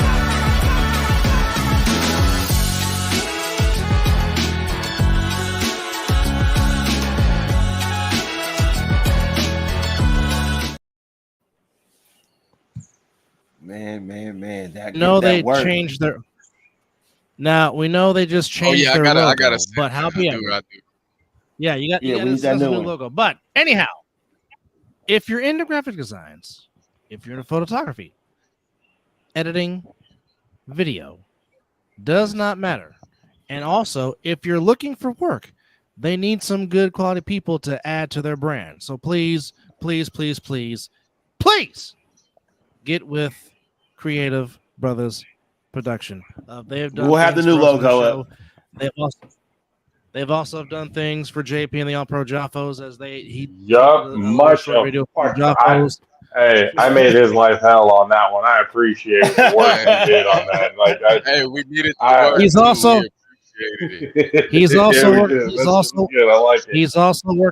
He's also working on things for the A7FL. So I mean, like I said, he needs some help. That video had me hyped. I'm not. Even though I did it, that video had me ready to go. I was ready to hop off the couch and go play. Sometimes you got to be proud of your work, because like I told you, you gotta admire your work. You have to be. You have to enjoy the fruits of your labor. But as always, we appreciate you coming on the show. So to quote Mr. Rhodes, what do you want to talk about? Oh, I love it. Oh well, what's going on? I'm coming on and CUSN. Right now, let's get to the CJ Stroud. What's going on with that? Why am I hearing that we really could have had him and we passed up on him? I don't know. I don't know why they're re-bringing it up, because it's been talked about after the draft was happened. So it's just, I think it's another person trying to get the clickbait. But yes, the information that they did brought out was Ziegler had a package ready and they were going to draft C.J. Stroud with the trade, but good old McDumbass said no. He didn't want it. He wanted to go with Jimmy Garoppolo and Brian Hoyer. But then draft Aiden O'Connell, though. That part. Barba himself. You know, like, don't get me wrong. I like O'Connell, but he ain't CJ Stroud. He material. He's definitely not CJ Stroud. The difference is totally off balance. So here's the question though.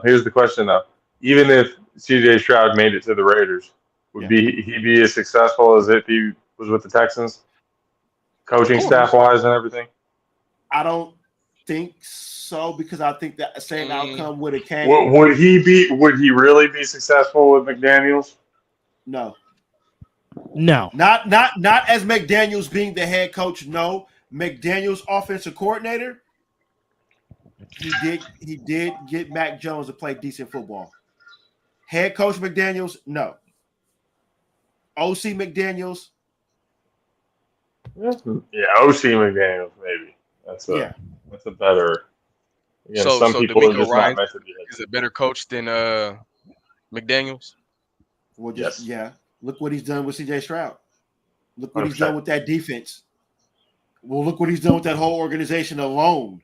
The Houston Texans legitimately could possibly make a run to get to the AFC title game because their 100%. Roster is that damn good. Then CJ Stroud was about to win the MVP as a fucking rookie last year had he not gotten hurt for those games. Big fucking fact. Him and Lamar Jackson would have went toe to toe for that award. Wouldn't have been mad if they co-MVP'd that. Then, not to mention, you add Joe Mixon to the offense. Then the Orchard Park Bills said, "Here, we will give you Stephon Diggs for nothing." Hey, man. Go ahead and take him. Here, you can have our cancer. Okay. They got you can have our all pro wide receiver. And not to mention, wasn't it for peanuts though? Didn't they trade it for like slightly peanuts? For a bag of balls and a Subway sandwich. Ain't that nothing? Plain with no fish. Then not to mention. What? Defense got better too. Not to mention, you still got Tank Dell. Not to mention, you also have Robert Woods. Not to mention, you also have John Mechie III, who's no slouch. No. Damn elephant. Meaning he went to Alabama, folks. Yes. Then we understood. Not to mention you have Dalton. Not to mention you have Dalton Schultz as your tight end. Who's a damn good tight end. Yeah, Dalton Schultz, yeah. Dalton Schultz is nice. And then not to mention you still have Damian Pierce, who's no slouch himself at running back. This is a legit stack. He was Texans nice. Team he was nice. That can really make a run, not only to repeat as AFC South champions, but to really perhaps give the Chiefs some competition in denying them a chance to three-peat. Like we said on our preview show last year, brother, which is coming up this weekend, we said that this division is going to be fun for years to come. The quarterbacks in this division, I believe the oldest is Trevor Lawrence at maybe 26 years old, and everything else is 26 and below. Yes. That's crazy. And Richardson ain't even got his feet. That's crazy. Wet yet. The new era and the new generation of QB is now pretty much here. Yeah, in the South. And if you're looking at somebody who's going to be, like you said, competing with Mahomes, CJ Stroud is that perfect amount of ice in the veins. I don't give a fuck. No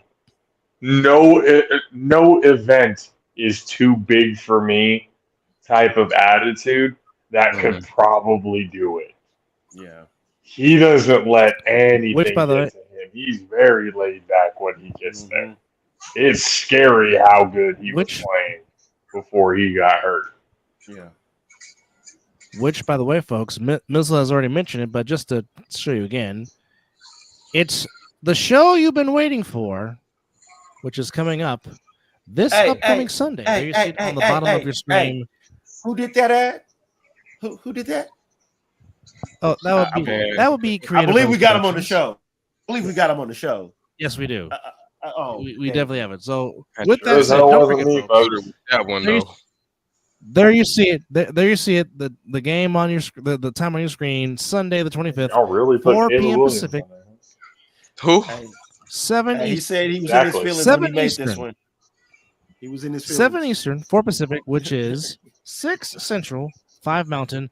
And oh, by the way, if you're in Hawaii, just a little bit 5 after Mountain. 1 p.m. So again, Wow. for those who want to come on, our friends on the East Coast, you're welcome. For those that want to come on the show from the West Coast or any time zone, you're welcome. Only thing we ask, wear your team colors, show your team pride, and please be coherent to where we can understand the words that are coming out of your mouth. Now, with that said, our good brother of the program, JP, was on our show last year, and let's just say, folks, 6 hours. we almost went for 6 hours on last year's NFL prediction show. Didn't even feel like it. So for those that haven't watched the show, Kept here's what's going going. to happen. We're going to preview the NFL season. We are going to give our division winners, who we think is going to be the 3 wildcard teams. And, of course, as always, we will conclude with giving our Homer Super Bowl pick and our non-Homer Super Bowl pick. So if you love football, if you love the NFL, then this I do. upcoming Sunday show is for you. You do not want to miss it. Whoa. Again, 7 p.m. Eastern, 4 p.m. Pacific, 6 Central, 5 Mountain, and after 1 p.m. in Hawaii. That's the Mizzle and Dub Show, NFL prediction show. I mean, really, you can call it a joint collaboration because we know JP's going to come and join us. We know that Chris is going to come join us, and hopefully we get some back and forth passion. Well, we know we're going to get it between Josh and Chris because we got it the last time they were on the same camera vicinity. God damn it, Chris.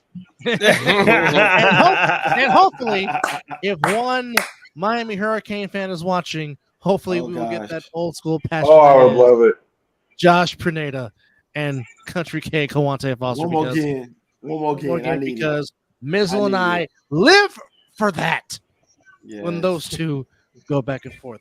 Which, by the way, Yes. I hope he's listening, but And you know because what? because if I say 2 letters, who is the number 2 quarterback for the Cleveland Browns right now, which happens to be the quarterback that won Mizzle National Championship at Florida State, Mr. Crablegs himself. I wish he was listening because, dadgummit, I need one more Jameis Winston rant from Mr. I'll Foster. tell you what. I will cheat on my diet if Country K and Country JP K is get on the greatest get on the show again. player. I will eat popcorn. I will have popcorn. Mhm. Just to see, I'm telling you, it's entertaining. I'll be like that meme where dude grabbing that popcorn. The Michael Jackson one. Sitting there That one happy. too. Mhm. That one too. But nonetheless, we are getting close to Damn it, there's another football drink. season. God damn it, dude. Catching me off I guard. did not say that. You did just say nonetheless. Hey, they gonna get you with these, dub. That's two. Like I said, Knox, it's your fault. Okay, cuz what else I you am got? blaming Lava 25. Well, no, in the world of underground sports, semi-pro, what we cover at CUSN, we got a good event that we're covering coming up this weekend. Asian basketball tournament got going on 24th and the 25th this Saturday.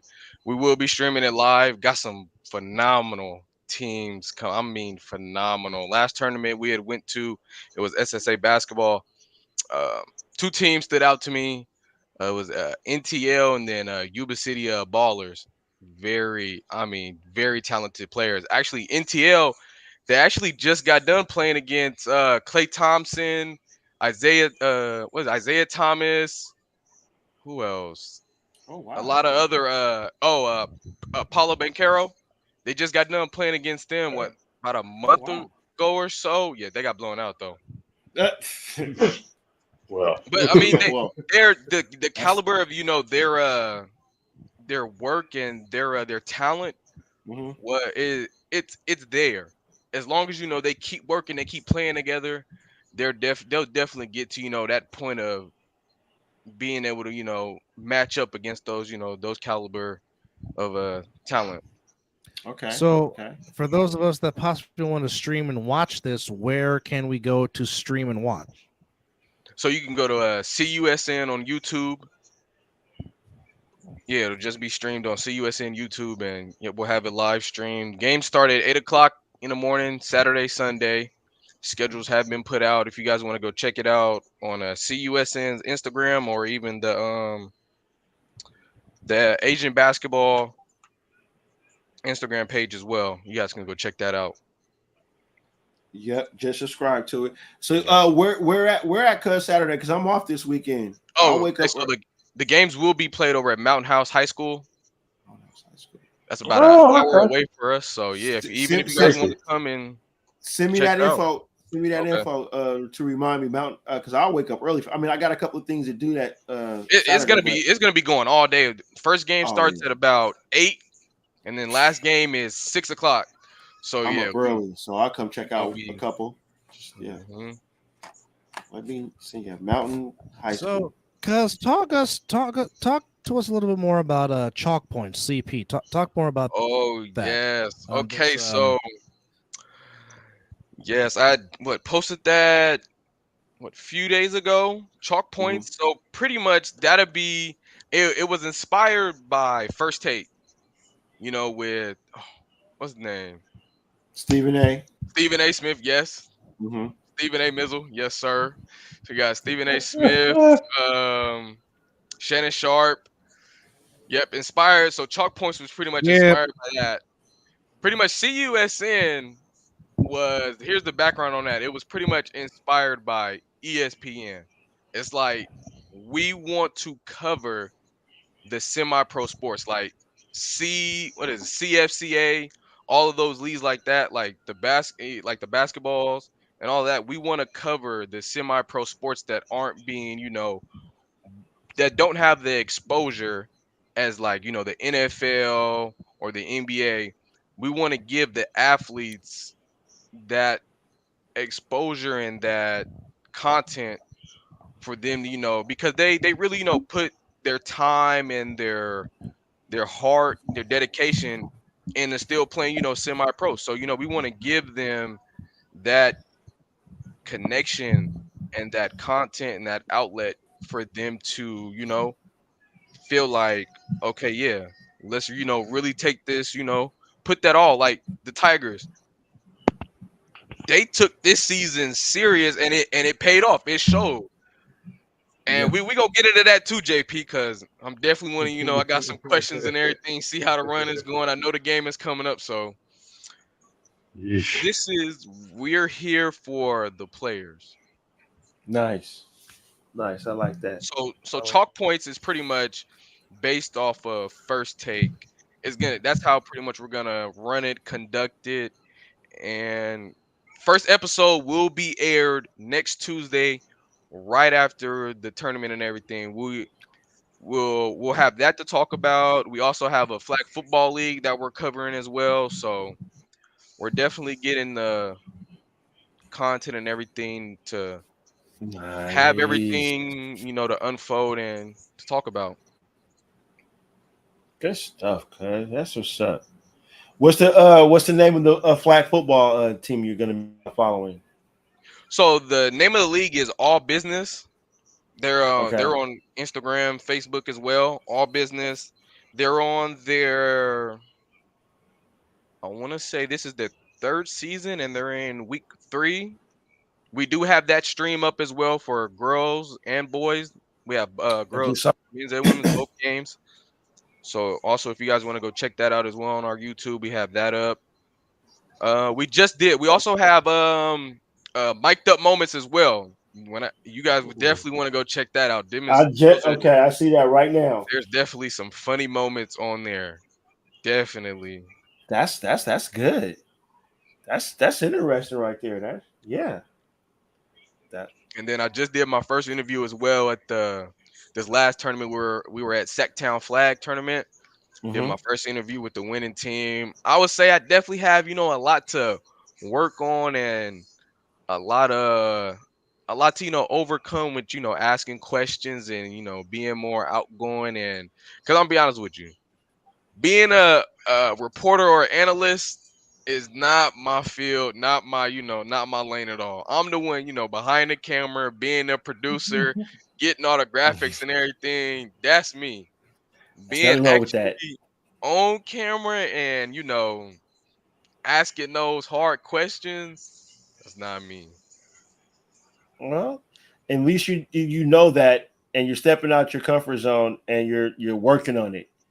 So, and as long as you can know that that's something that's not your main strength, that's something that you can work on. And right now, doing what you're doing right now, talking with us, asking us questions, that's making that step towards that. So just keep at it, man. It can only get any better. And if you can't do repetition is always great.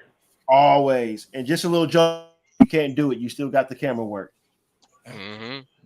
But I know you, man. You gonna kill it because you already killing with the camera work and killing it with the production and the graphics. So, like JP said, repetition.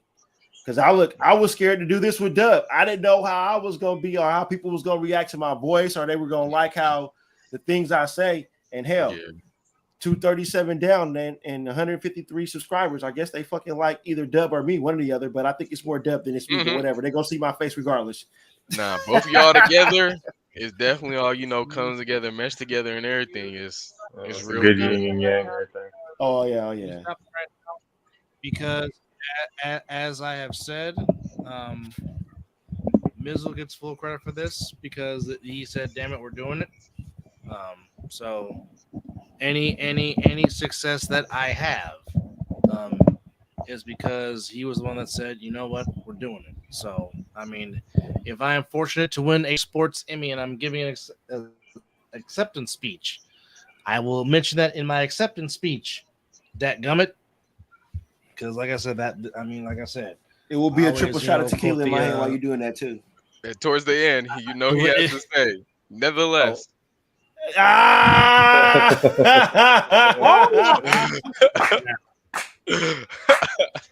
See, you got it. See, you got it. That's good. And there it is. Regardless.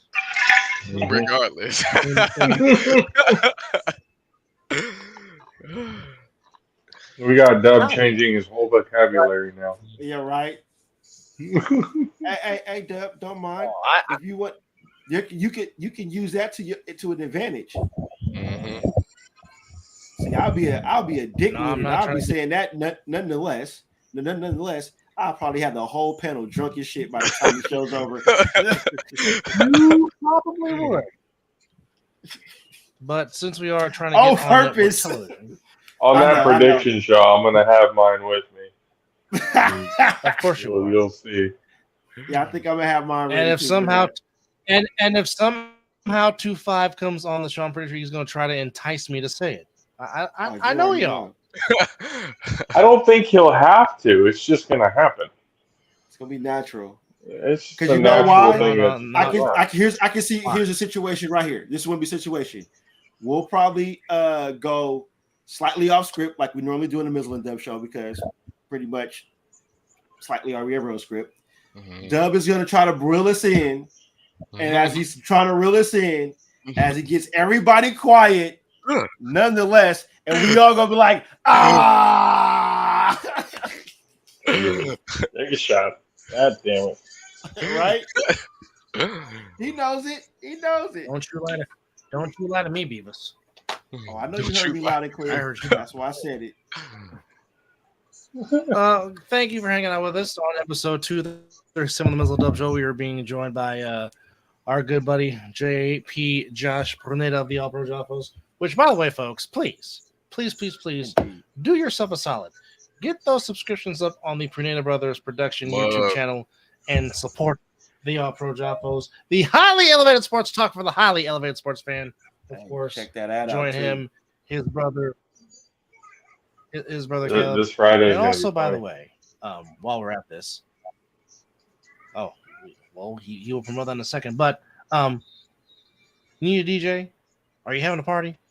Are you having a celebration? Gymnastics. If you need a DJ,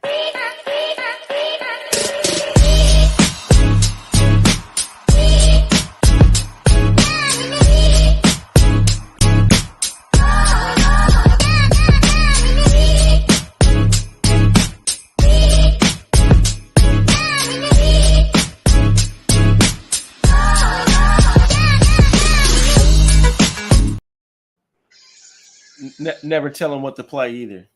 Yeah, you hire him, book him. He's gonna get the party going. Just don't tell him what to play. He already got it He covered. already knows. He knows the vibe. The number one. Yeah. That's the number one golden rule of hiring matchsticks. Never tell the user to play. Now, also, folks, baby. he's done beats for us. Man. He's done beats for JP and the Jaffa. I'm pretty sure all of us. He's done beats Mm-hmm. live with 2-5. Oh my goodness. And he just did one for Talking Ish with Dub, Chris, and Mizzle. So, oh boy. there's all the Grammy tags. There's all the names. He should be winning some Grammys pretty soon. There's a reason why we call him the Super Dope Maker. So, if you need a beat, if you need him to rap on a beat, if you just want him to drop an instrumental, this is where you can find the young man. Yes. I don't need to say no more. I'll let Mizzle promote heard his it. son. No. My nephew. I'm dropping that whole my son, the nephew title. I'm giving this young man his own due. This is all Zordox Sama. Mm-hmm. You see all that. He gets his own credit. I'll just say this. I just pay for the stuff that he does to use to get this stuff going. So basically, he owes us all. No, just kidding. But anyway, please subscribe. Reach out to him. In other words, if he can retire him, he dang sure will take it. Hey, hopefully he got to graduate high All school works first. out, man. I just put a few of his beats in one of the mic'd up moments, the recent video we just dropped. If you listen closely, yep, a couple of beats is in there. Hey, family biz around here. That's what it is. The family. That's we all got to take care of each other. What it is. I don't go nowhere without you guys because and another thing, let's just go while we're giving out credits and shout out. The reason why we're on StreamYard right now is because Mr. Pernada, he invited us to come on. He invited us to come on one of the shows, and as soon as the end stream ended, I text Dub, we need all that now. Immediately. We still need more. I need to get better cameras and stuff like that, but nonetheless. Well, there it is. There it is. No matter who says it, damn it. Mm-hmm. We drink around here. Regardless. 2-5, this is all your fault. Shut up, love. Shout out to program. 2-5, to which, by the way, folks, please go subscribe to Live with 2-5, which he should be his soon. show is coming up real soon. So please, every outlet on social media, please do yourself a favor and go get Live with 2-5. But we are pleased to be joined by CUSN, right EJ Mizzle. Of course, we're talking about his shows coming up. Obviously, we got the Predator Brothers. We got the All Pro Jappos coming to you on Friday. So, JP, who is coming on the show on Friday? So, promotion time for the All Pro Jappos. It's going to be me, my brothers, DJ Madstix, obviously. Hopefully, we'll get a couple of cameos from a few people that I've been talking to these last few weeks. We've been off for a little while, handling certain things, but we need to get back on track. Friday's going to be that day. It's going to be a fun day. We've got a lot of things to talk about. NBA talk, or Hall of Fame, who should be type of NBA talk. Then obviously the NFL is going on, and this is the bread and butter where we basically started the whole thing off of. So it's going to be a very fun season. And then there's a few things that I have going on in the works right now that I hopefully within the next few weeks be able to announce on the show soon. So stay tuned for that, everybody. All right. Stay tuned for that. But like I said, please subscribe to the Prenetta Brothers Production YouTube channel. Get their subscriptions up, get their likes, but more importantly, as we just said, subscribe. It's good for your needs, and it is good for your health. As already mentioned, it is the highly elevated sports talk for the highly elevated sports fan. And if you want to understand why other national TV networks keep stealing our thunder, it's because you heard it from the Jaffos, and you heard it from the Mizzle and Dub Show first. Stop stealing our thunder, as Mizzle likes to say, because y'all stealing our thunder, and y'all ain't paying us for it. I just love what JP said when the Pat McAfee show posted A7. We've been trying to tell you it's about time. Appreciate you. Y'all a little late. I appreciate y'all for showing love. Y'all a little late to the party, but hey, we've been doing this. Cool. We've been looking at this. We've been trying to let y'all know that this was, been popping off, and that's what's been growing and what's going to be the next big thing. But it would be nice if they would have mentioned it while they're like Derek said on the other show on the other side of the ball, the networking show. That would have been nice if they could have mentioned that while the season was going. That would have got a little more exposure, for people to check it. But it's still exposure regardless. But it would have been nice while they could, got the end season. But we take what we can, right? Mm-hmm. We'll take it. Yeah. It's okay though. They were late to the train, but at least they caught up. Exactly. So we'll take it. We need to start tagging them more. Start tagging them more when the season starts with the videos we do. I think that's what we need to start doing a little bit more. Yeah, that'll help out.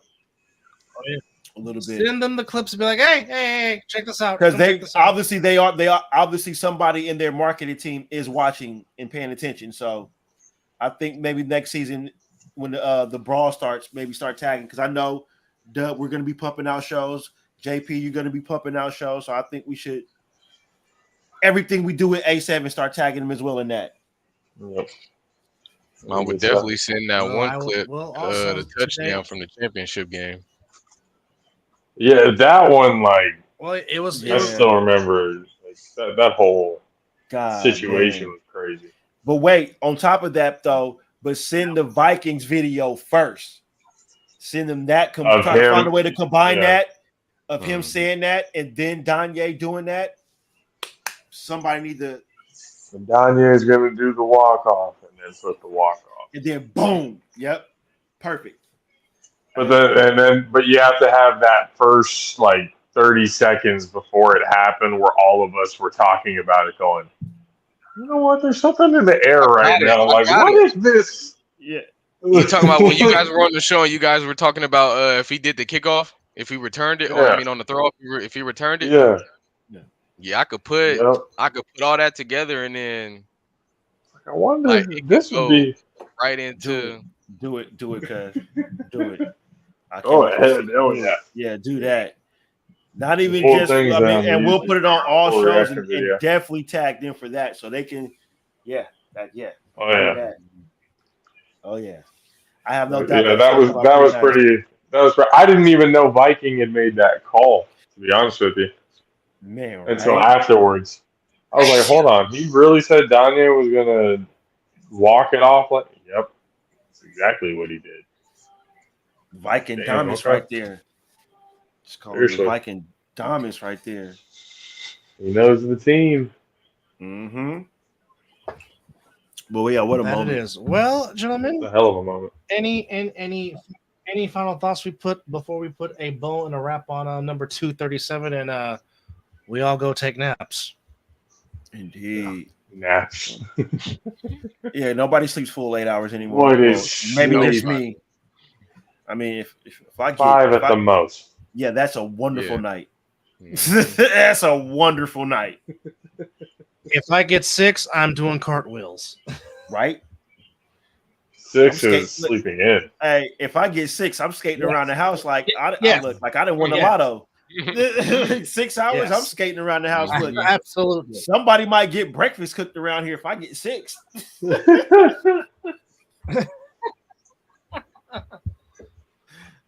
Straight up. Well, Straight I up. just want to say I appreciate and I love every single one of you gentlemen for what you do and what you contribute, but just being good, decent human beings.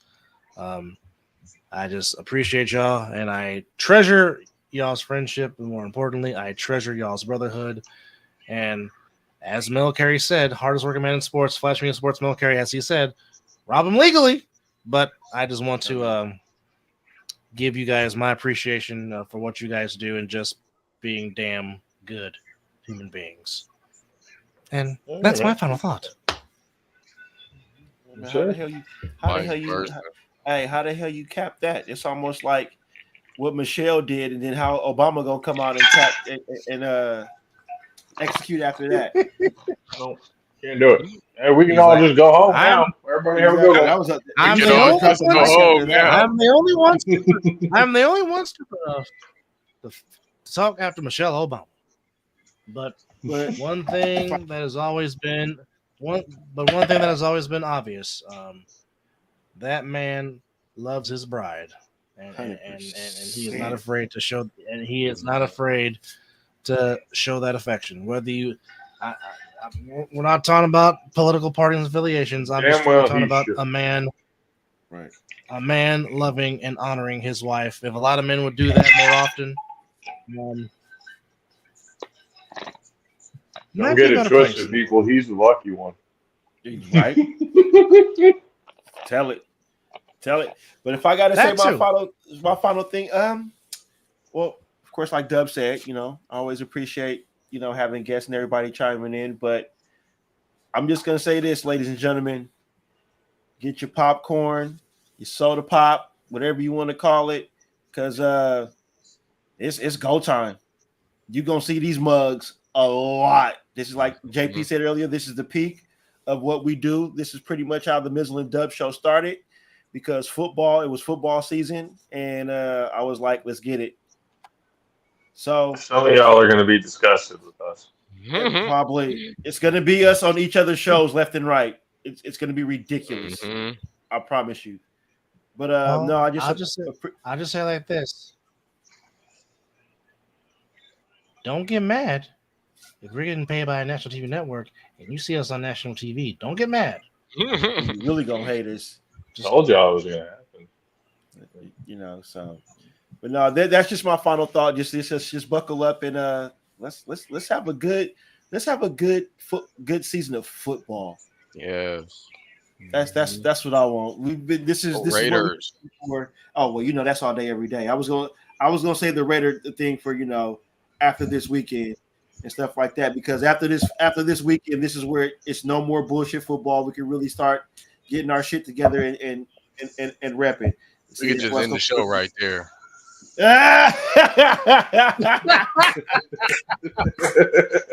Leave my fellow faithful alone. Leave him alone. Now I gotta disinfect my computer now.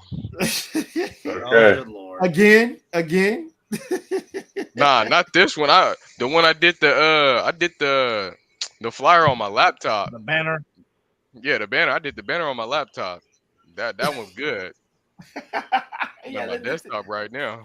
Hey, when he hit me with that text, because I had to disinfect my laptop, I started cracking. Like in the middle of doing it, like I'm like, oh my gosh, I'm really like not like a biased kind of creator anymore. Like, you got to take yourself out of that.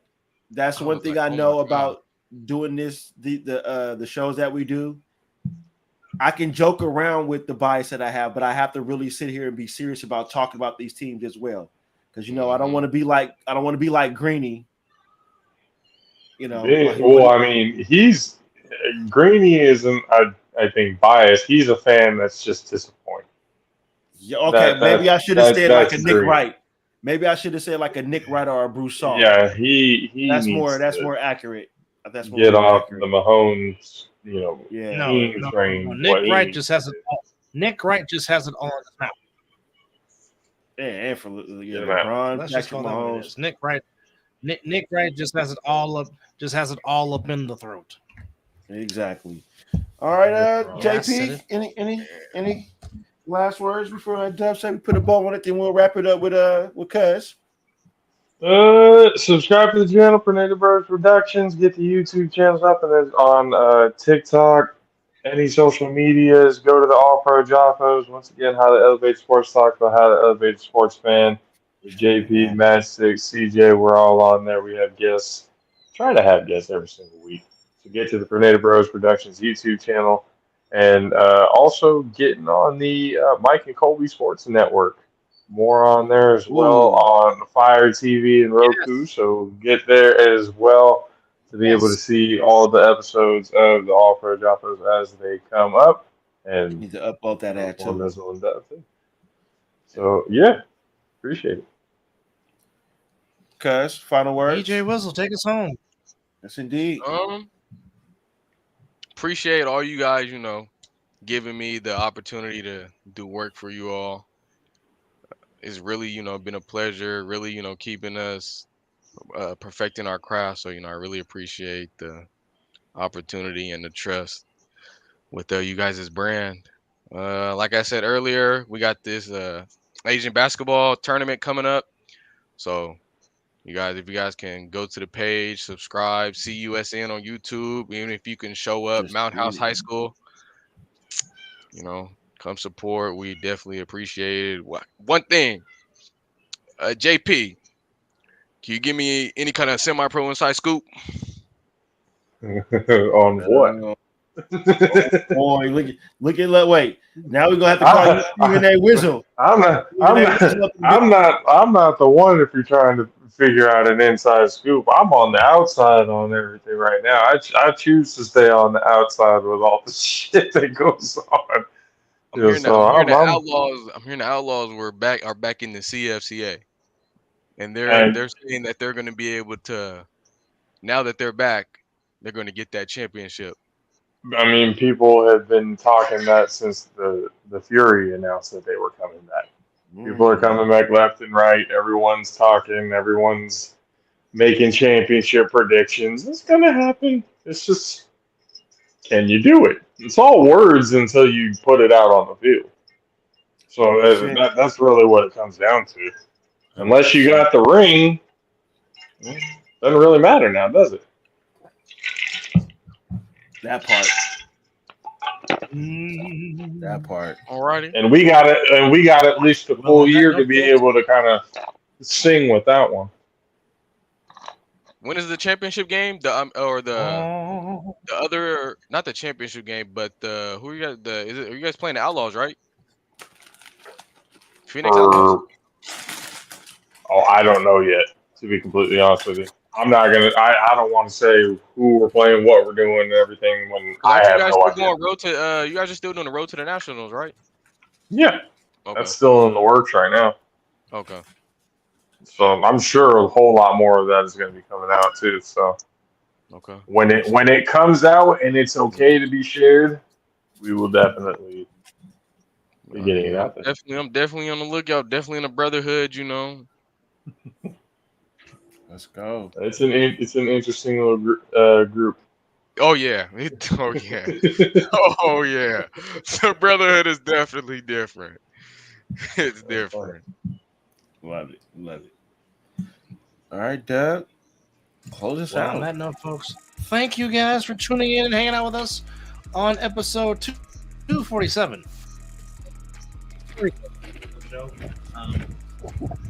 Thank you for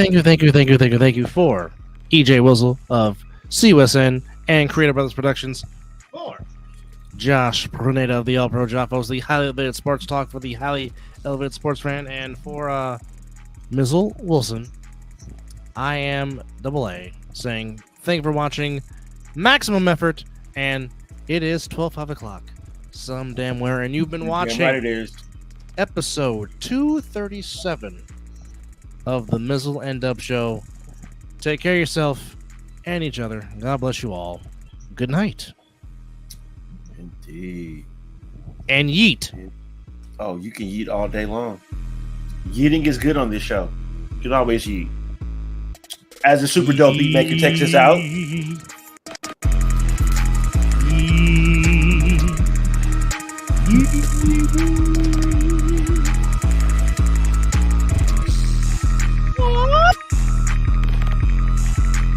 Oh yeah. Check us out Sunday. Yeet.